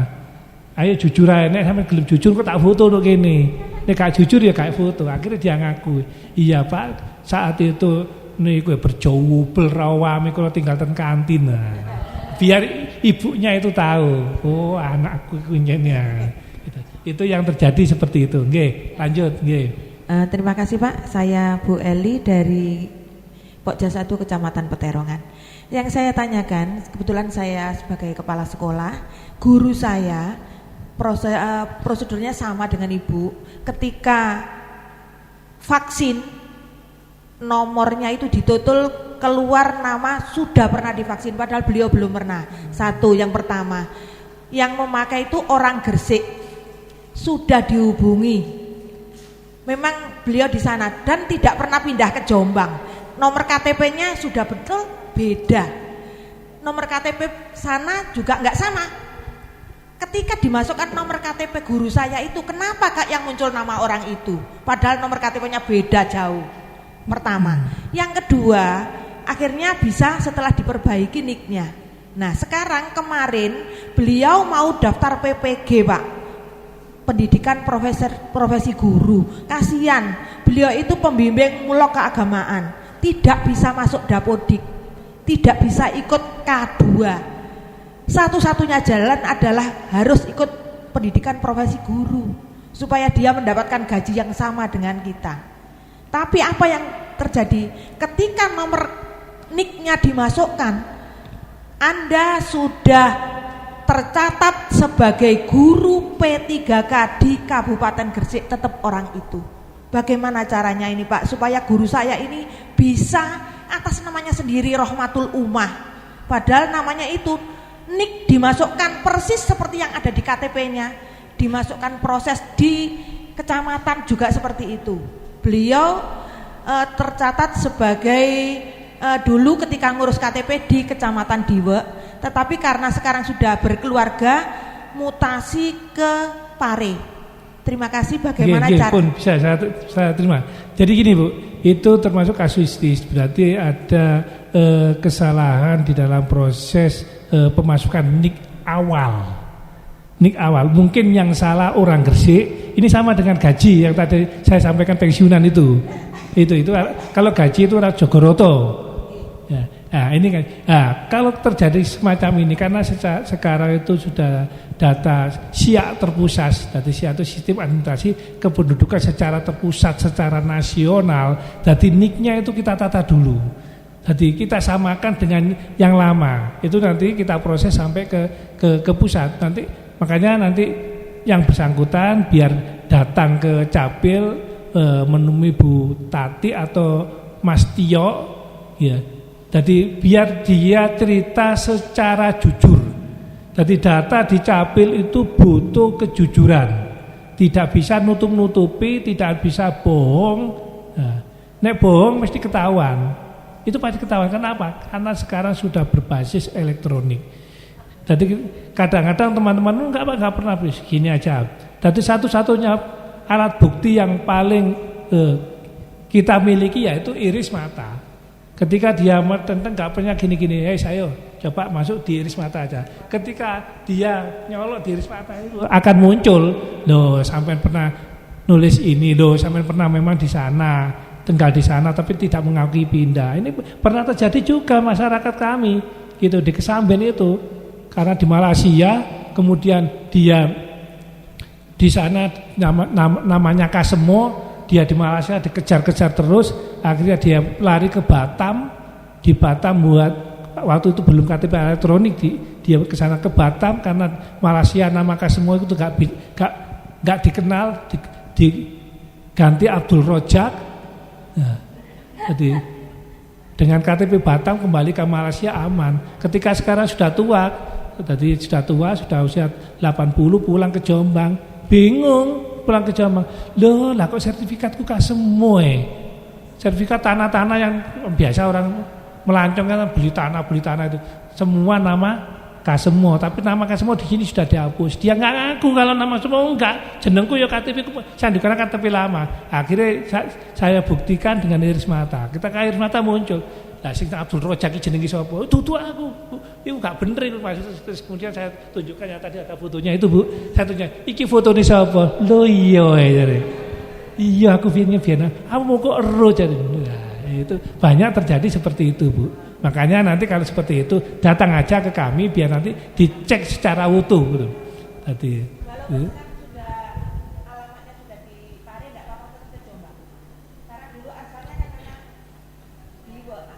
Asalnya Diwe ya. Kakak Pare langsung ke Kediri juga nggak masalah. Ngajarnya di sini. Iya, tapi data kependudukan kan berdasarkan domisili.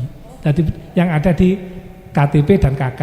Ngajarnya dia tinggalnya di mana saja terserah, tapi alamat yang ada itu yang diakui resmi oleh pemerintah pusat. Ya langsung ke Kediri aja, bisa sana nanti kita bantu. Capil itu kayak saya itu ada data nama Dinas Kependudukan Capil 516 kabupaten kota se-Indonesia itu ada, Bu. Jadi nanti karena ya ada kesulitan saya orang Pak masuk ini ya tak pilno kono biar difasilitasi di sana dari Papua juga banyak itu kita bantu.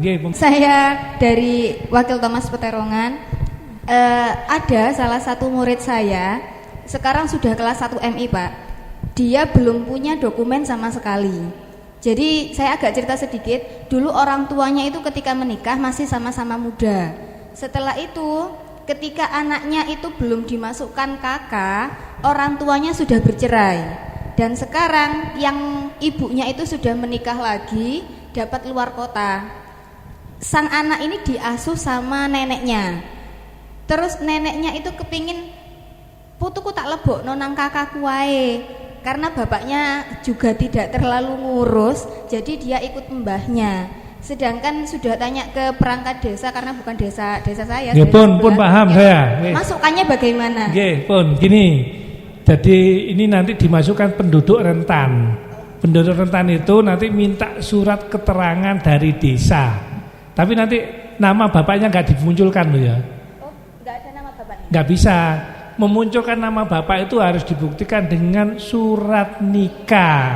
Nah, nanti muncul dari seorang ibu. Nah, Capil bisa memunculkan nama ibunya itu dasarnya surat keterangan dari kepala desa. Jadi desa itu menerangkan bahwasanya anak tersebut adalah anak dari ibunya siapa, termasuk nama lengkapnya ibunya. Nah, itu nanti buat dasar untuk memproses membuatkan akte kelahiran. Dan nanti setelah ada nama ibunya sebelum masuk ke akte kelahiran kan pasti muncul niknya. Nah, muncul niknya itu kan nanti kan kita masukkan ke kakaknya diikutkan akak mbahnya. Itu nanti muncul karena di sana itu nanti muncul keluarga lain. Famili lain. Iya, famili lain. Nah, itu aja. Dokumen ibunya apa yang Apa surat keterangan kan kita cari ibunya kesulitan. Apalagi ibunya nanggone Amerika kono. Nah, mosok leren njaluk cukup surat keterangan kepala desa. Itu aja yang menerangkan ya nggih lah sampe nun diterongan. Ya sampe semua beto kare njaluk surat keterangan kepala desa Nganjuk ya gak gelem.